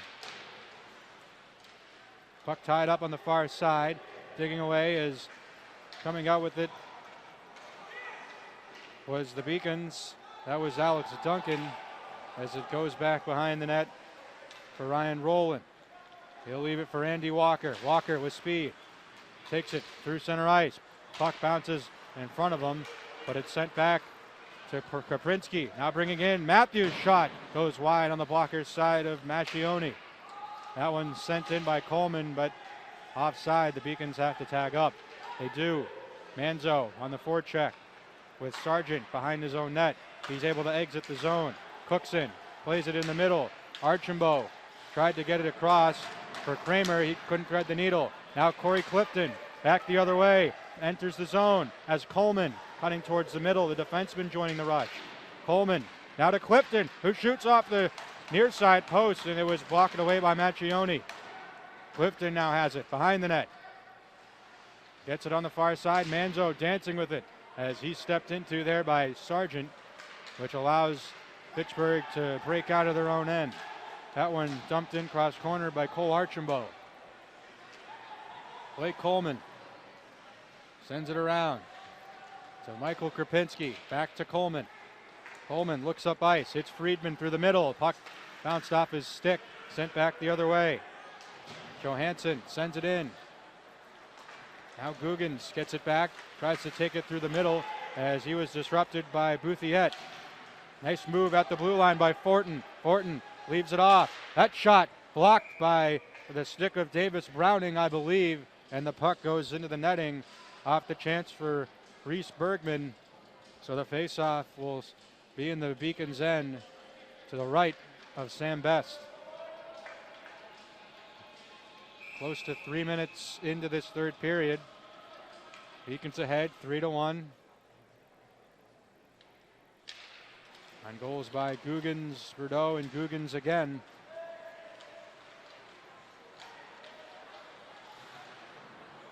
Nice job by Moran. Absorbs the hit, stays with it. Skates it to center, hits Guggens on the wing. Guggens centers it from Moran, but a nice play there defensively by Joseph Gilbert as Fitchburg will regroup. That one sent the length of the rink. No icing, as getting a piece of it there was Michael Macchione. Guggens has it behind his own net. One hand sticks it for Browning. Browning leaves it off for Bogan. Tried to hit Carabelli through the middle, ruled no icing. The Beacons will change.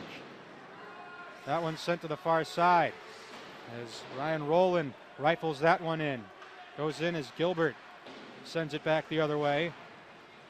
Now a chance, but getting there first is DeLuzio for UMass. Jacob Banks will bank that off the boards. He'll chase. Back behind to get it is Josh Miller. He reverses it, but it goes to Ryan Rowland. Back to Miller behind the net. Carabelli doing a nice job staying with it. Carabelli, puck goes off his stick as Fitchburg looks to break out. Through the middle, Rennick with speed, working on the outside. Rennick tried to cut to the middle. Good stick there by DeLuzio. Now a centering pass up top to Miller at the point. His shot blocked there by Bankowskis, who laid out. And another shot blocked by Banks. Carabelli tries to get there. Can't. He's able to find it on the second opportunity and clear. The Beacons make a fire wagon change. Entering is Geeknock, whose shot goes wide. Golan tied up. Duncan with speed. The other way, working down the far wing. Shot on net. Looking to the goal for Matthews. He couldn't handle it. Another great opportunity by the Beacons, as Duncan had Ty Matthews all alone with an empty net. Matthews just couldn't get the right amount of speed on it. Centering pass. Walker turns and shoots. That one gets blocked as Macchione was on an adventure behind his net. Walker, far side. Coleman a drive. Saved by Macchione. And again, the net comes off its moorings. And a whistle and an unlucky break for UMass, as once again they were cooking there. But an unbelievable opportunity. Ty Matthews just couldn't finish it off. As we get a look at it here, Duncan going down the far side. Great opportunity, threaded the needle, and Matthews just couldn't direct it where he wanted. So Manzo comes out with Friedman and Clifton. Toivo Kramer and Mike Manzo on the faceoff. Manzo wins it for Clifton, but it got disrupted back to center. Browning banks it off the glass. Knocked down. Manzo able to keep it in, send it in down low, went under the stick of Friedman, but Clifton was there behind the net.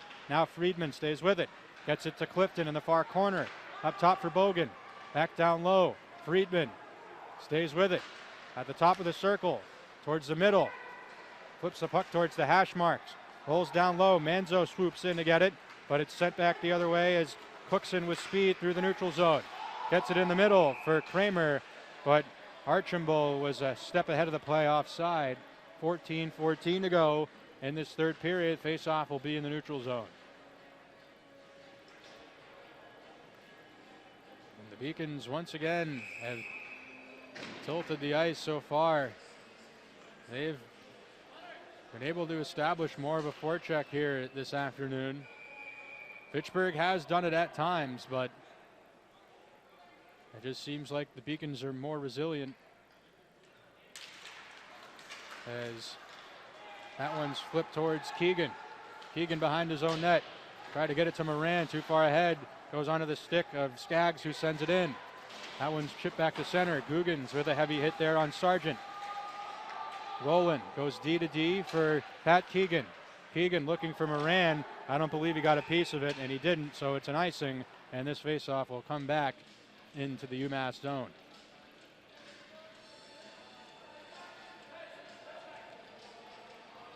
So the faceoff will be to the left of Sam Best.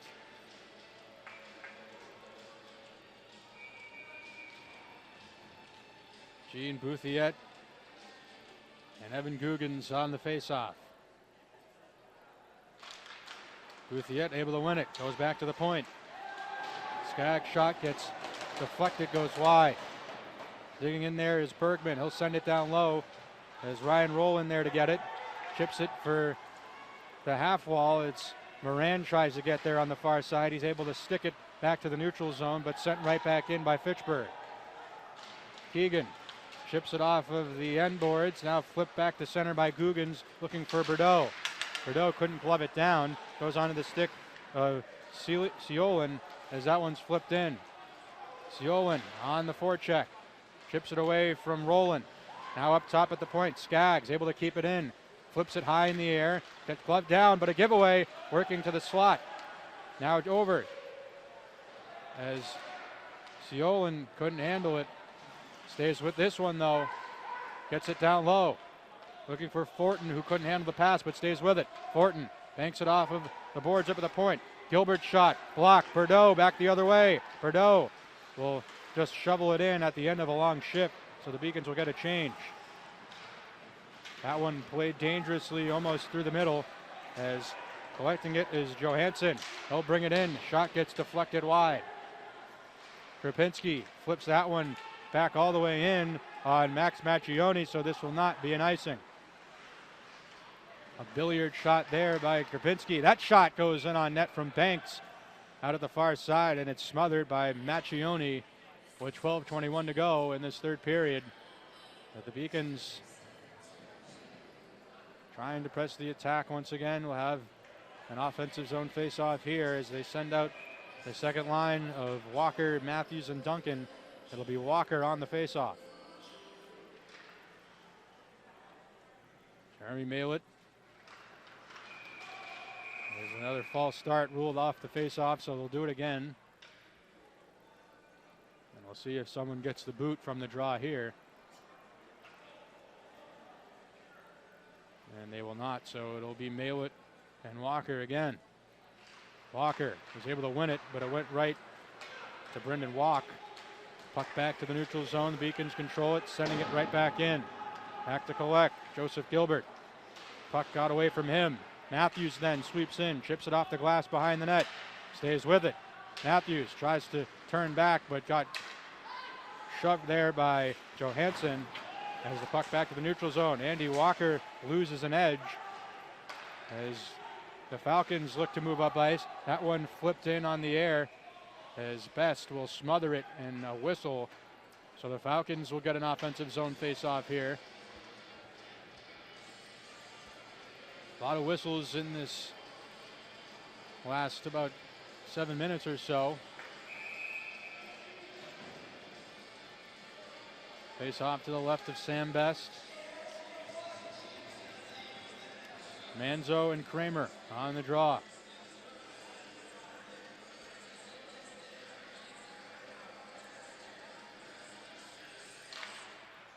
Once again, the linesman waiting for both players to get into proper position. They do there. Manzo wins the faceoff. Try to get it to Friedman out of his reach. He's able to stay with it. And that's going to be a penalty as Manzo, I believe, was tripped up or slashed. Some kind of infraction. And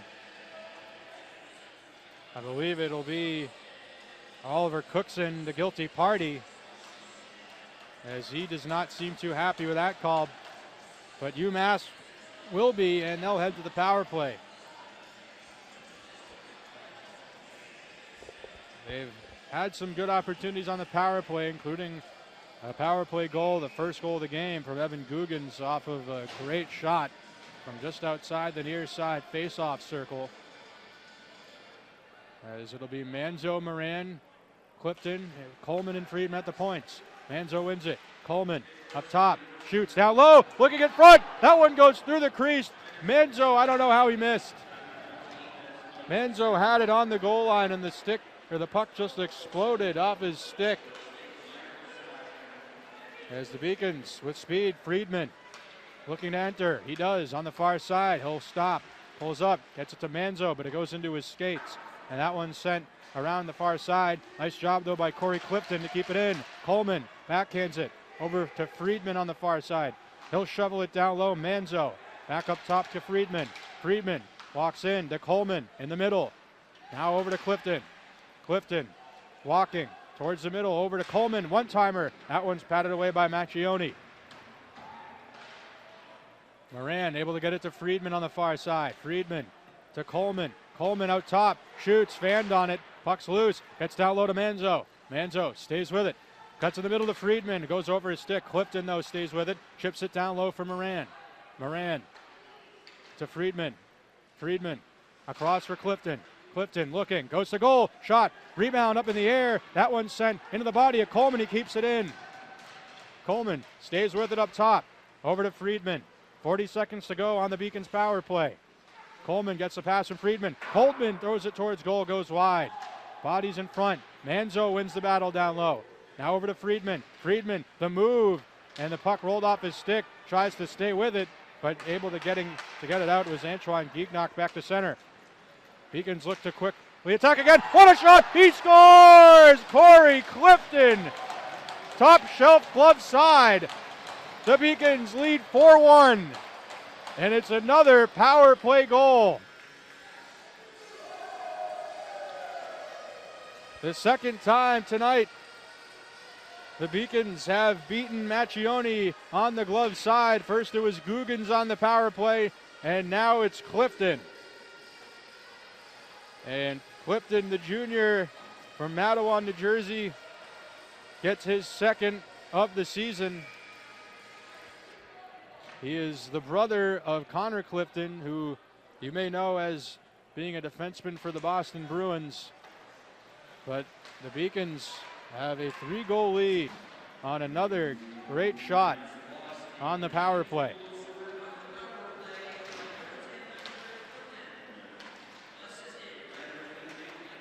Fitchburg looking to break out the other way. Entering is Rennick. Gets stonewalled, though. Big collision in the officials' circle between Carabelli and Miller. That one's sent in on Best. Best was not anticipating, Roland was not anticipating him playing the puck.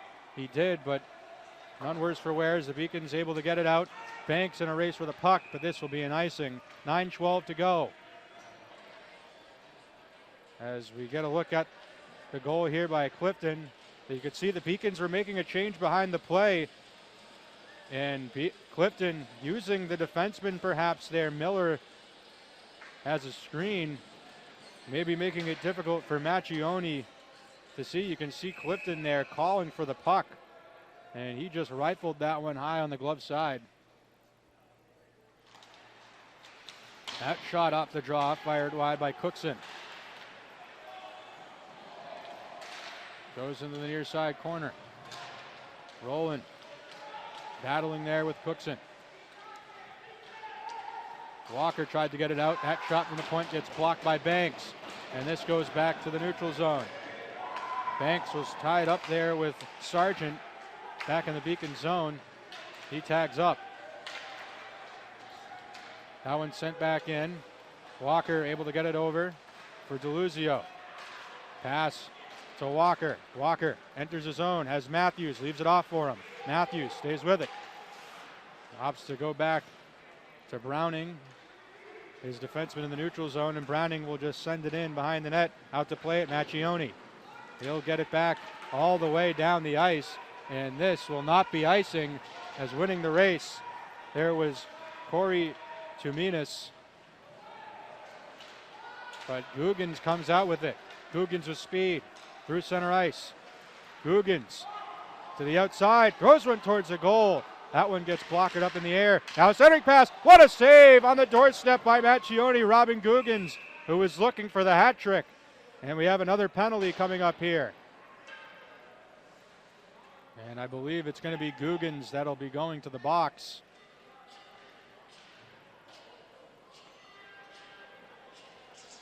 Not sure what the signal was for the penalty, and it is Googans, and he's going to get one for two for roughing.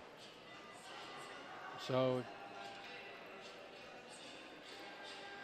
just when you thought the game might have been put away there, that would have been the hat trick for Googans on that opportunity. Nice drop by Macchioni, but then Googans takes the penalty. So Fitchburg to the power play again. Bankowskis able to win that face-off, and that one's sent all the way down the ice by Krapinski. Macchioni out to play it. Gets it for Miller. Miller looking up ice, the defenseman. Tries to hit Wilmshurst on the wing. The pass was behind him. So Falcons will regroup. Miller gets it to Wilmshurst. Wyatt Wilmshurst will chip it in and chase. Getting there first, though, is Coleman. He gets bumped hard, though, by Wilmshurst. Puck comes out loose, and it's going to be Krapinski with it, and Hill send it down the river. Out to get it, Macchioni. Bankowskis on the forecheck.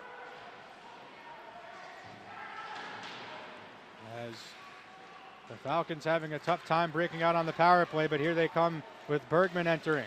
Bergman holds, waits, clean entry. Puck play to the far side, out of the reach of anybody except for Bankowskis, who steps on it, and it was sticked away by Gignac as Fitchburg will regroup with 48 seconds left on their power play. Dumped in off the glass. Duncan was there as Bogan tried to chip it up. Duncan now has it. Headmans it on the backhand and sends it all the way down the ice. So the penalty kill looking strong once again for UMass, as Fitchburg will have to start from their own end once again with speed. Skaggs brings it in, gets to the corner, gets stapled into the boards by Rowland. And that one sent out by Duncan. That will get back into the Fitchburg end in the final 10 seconds. One more rush perhaps for the Falcons. Kramer couldn't out-muscle Browning. Browning leaves it off for Bordeaux. That shot rocketed away by Best, and that will do it. Back to 5-a-side. Another penalty killed for the Beacons. Googans comes out with it in the corner, but able to keep it in was Antoine Gignac, who sends it back around, but Moran has it on the far side. Nice play by Googans. The spin move off the boards, stays with it, and gets leveled, as we're going to have some chippy stuff going on here, as Googans took a shot to the head. It was, I believe, Gignac that stepped up and put the elbow into him, and I think he's going to get called for an illegal check to the head.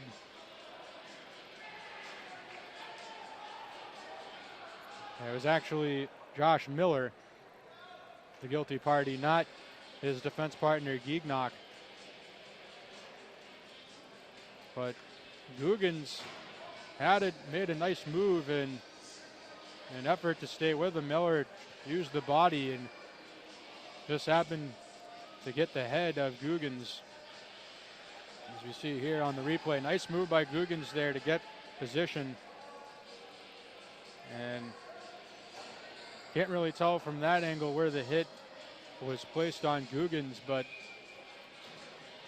it'll be the Beacons who have the power play with 5:26 to go, and they'll take that as Manzo with Moran, Clifton, Coleman, and Friedman at the points. Manzo able to win the draw.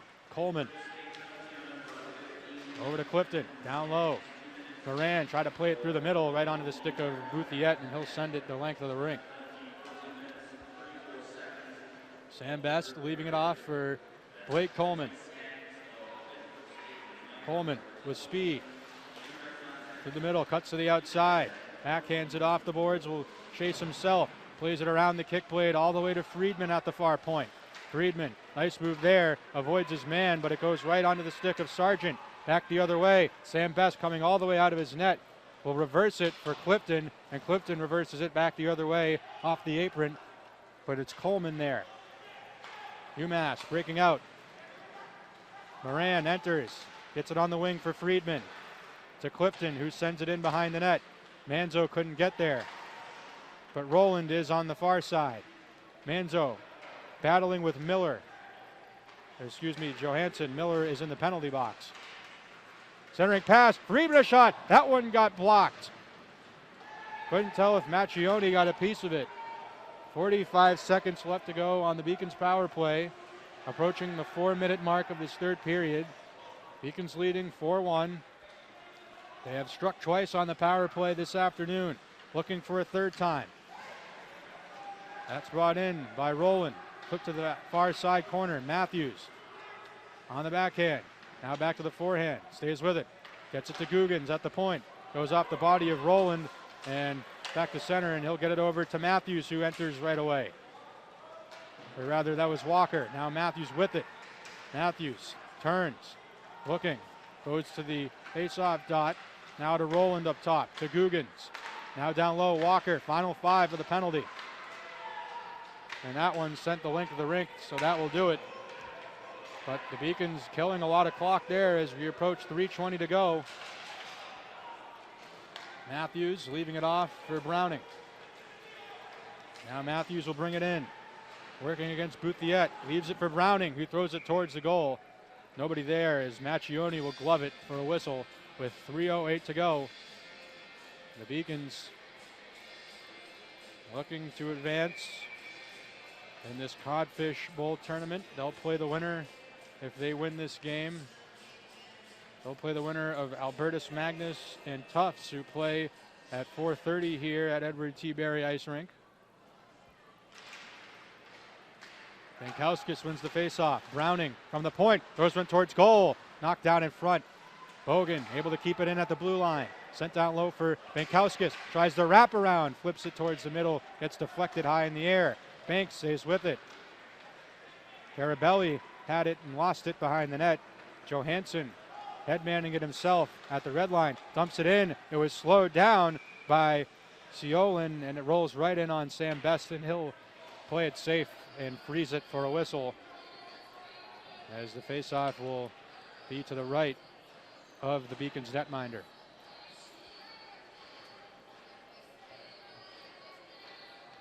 So all in all, the Beacons have played a very strong hockey game today. Our goaltender has been outstanding. They have scored twice on the power play. They came into this game of only striking 3 times on the power play this season. Manzo, nice move to the middle. Loses an edge. Gets it to Clifton, though. Clifton tried to get it back to Manzo. Pass was too hard. That one thrown wide by Krapinski. Puck goes behind the net. Manzo tries to center it for Clifton, and he takes a tumble back the other way. Jeremy Malett goes it over to Corey Tuminas. Manzo. That one's chipped ahead. Now Clifton with it. Looks to exit. Flips it for Grady Friedman. Friedman able to get there. Takes it behind the net. 2 minutes to go in this third period. That one's flipped off the top of the glass and somehow stays in play. And this will be an icing.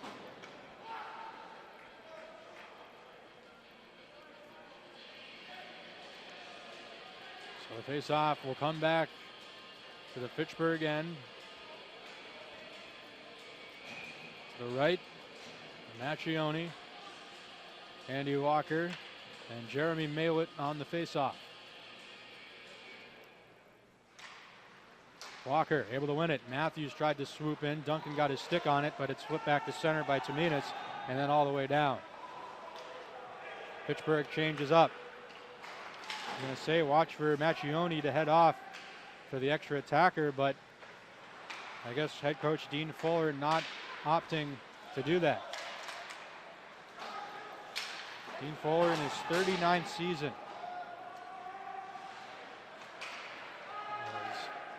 Stretch pass attempt, good read by Keegan, who stepped in front of that pass attempt by Miller. Miller now tries to play it through the middle, is able to get it to Archambault. And that one offside, as the face-off with 1:12 to go will be in the neutral zone.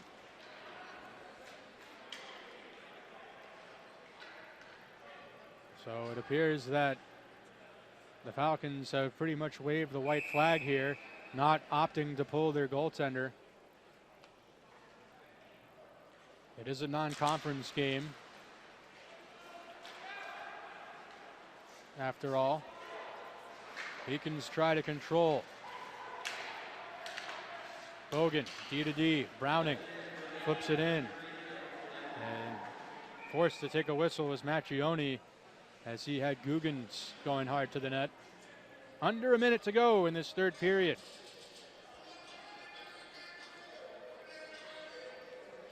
Remember to stay tuned for Albertus Magnus and Tufts coming up for game 2 of this Codfish Bowl tournament. Right after this, Guggens won the draw, but it went into the far corner. Fitchburg controls. Bergman enters the zone, throws it towards the goal, and once again, Sam Best, being his best, will smother it, no rebound, and the whistle. And a little bit of extra stuff after the whistle, but cooler heads prevail. So the Beacons, both teams, will change up here.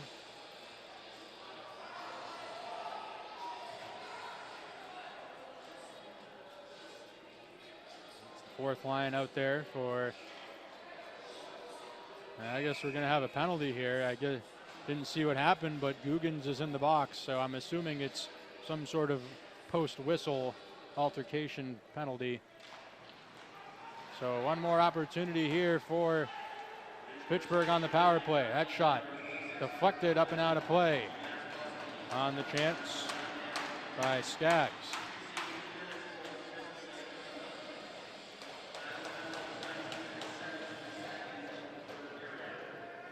Pankowskis once again.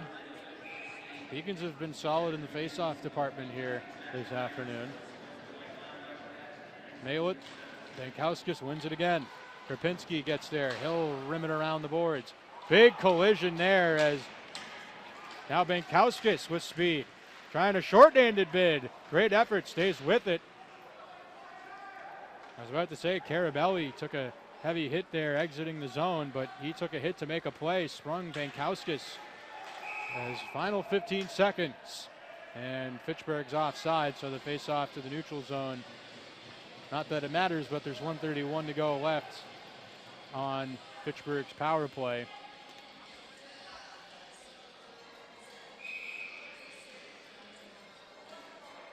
So Malett and Pankowskis will do it again. Pankowskis wins it.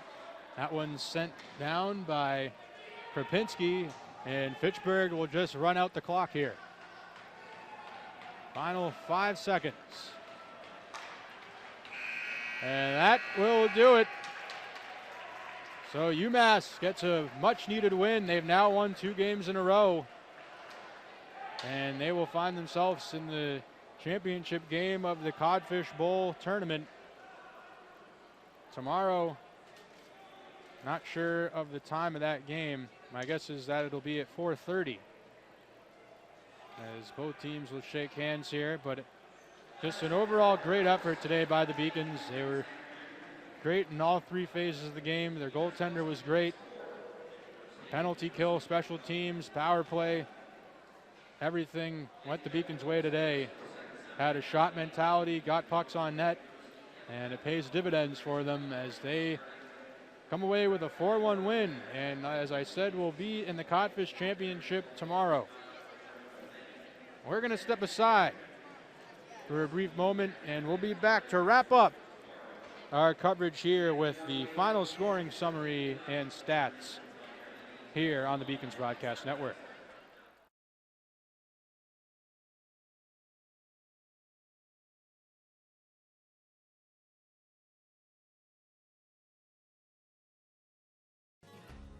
The five-campus UMass system is the university that educates the workforce of Massachusetts. We recognize that we are truly here for a reason, and that recognition inspires us and drives us every single day. Responsibility is being accountable for your words and actions, first and foremost. It also is an obligation to be a positive influence in the communities around you. Being in a D3 program, you're going to have lots of different opportunities. You're not just an athlete, you're also involved in student life. Your academics are extremely important. We give a lot of our student athletes responsibilities right from the start by giving them leadership opportunities, by having them engage in the community, be a positive influence. That's being a responsible person. I believe sportsmanship is it's a mutual admiration and respect for your fellow competitors. We all go through a lot to reach the point where we compete against one another. It's important to realize that. So once we're finally on the field or on the court or on the starting block, we look at each other as fellow human beings and not just competitors. Being able to recognize the hard work that other athletes are putting in creates a more positive and inclusive environment. Comprehensive learning is being able to adapt to experiences and apply the things that I learned. Being an athlete and juggling academics helped me grow as a person, and things that I've learned, I was able to apply it in another field, putting them into everyday life. Developing comprehensive learning helped me prioritize certain things to make sure I get to where I want to be. Paris changed my life, and I got there through UMass. Those very specific seminal moments in Paris, the subway. A man in a tuxedo walked in, and a woman in a long gown. And it was stunning. It all hit me. It was like a lightning bolt. There was this world of beauty and style that I wanted to be a part of. That was the beginning of the journey. And that all came through the University of Massachusetts. And that was really a key moment for me. That's one of those moments you never forget. Celebrate the soggy shoes and the slow starts. Celebrate the lessons learned along the way.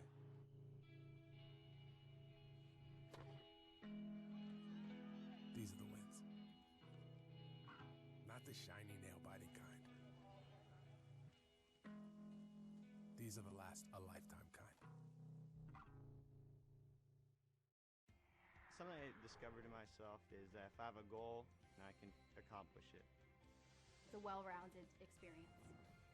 At a Division III school, you primarily a student athlete, so the school is really shaped around you developing yourself as a complete individual. It helps a lot that you have a family with your team that can guide you.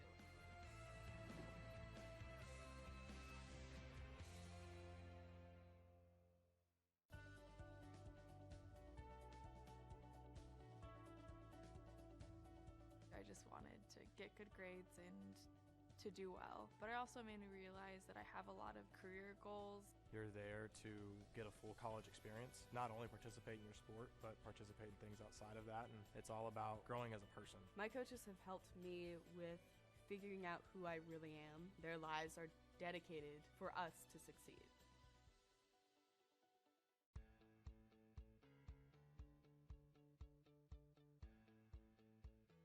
Being a part of the different activities and organizations that I've been a part of, I'm actually able to see myself where I'm like, hey, I actually can make a change. I'm one person that can make a difference. Division III has helped me to develop teamwork skills, critical thinking skills, time management skills. It's not just about basketball, or it's not just about school. It's about developing yourself as a person altogether. I'm the first undergraduate alumnus to lead this university. I'm very proud of that. I was literally able to transform my life because of the University of Massachusetts, and I want that for every single student that walks through the door.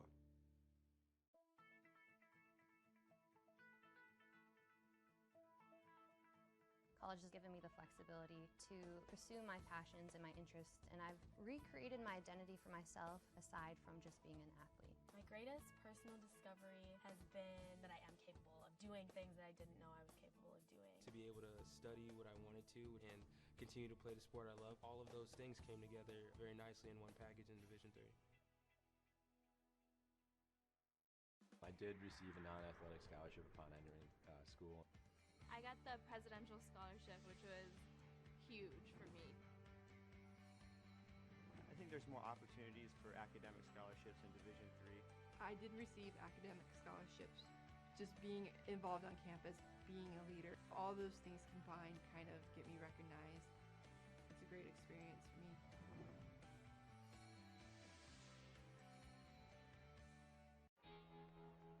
Cheer for the stumbles. He should have had that.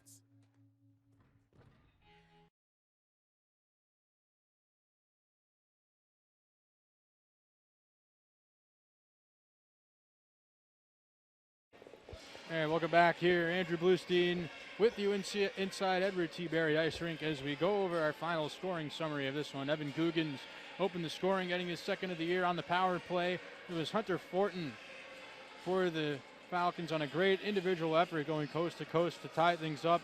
Owen Bordeaux on a dirty goal off a rebound in front gave the Beacons the lead, and then it was Googans again on the power play, it was Googans again 5-on-5. Corey Clifton on the power play getting his second of the year.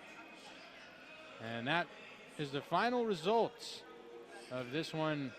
Beacons closing things out as we look at final stats of this contest here this afternoon. The Beacons putting 40 shots on net to Fitchburg's 19.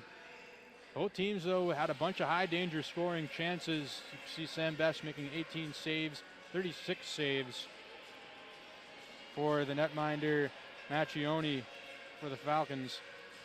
Face-off dot, Beacons dominated today, 43-31 against Fitchburg. And the Beacons striking twice, being 2 for 5 on the power play. Fitchburg did not convert on the power play.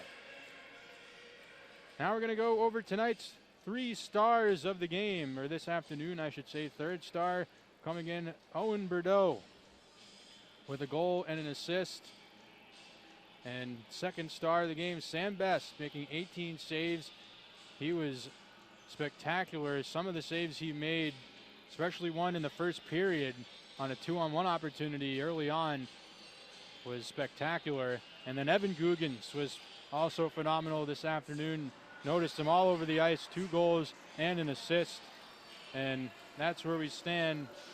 And we're going to wrap things up here from Edward T. Berry Ice Rink. And just want to thank everybody, our productions team, producer Michael Vesey, director Max Clifford, camera operators Gina Albano, Josh Eastman, and Colin Ford, Tam Landry on graphics, and Alina Albano and Grace Kelly on replay. I'm Andrew Bluestein saying good afternoon. Remember, we have the second game of this Codfish Bowl tournament at 4:30, and enjoy the rest of your Thursday afternoon.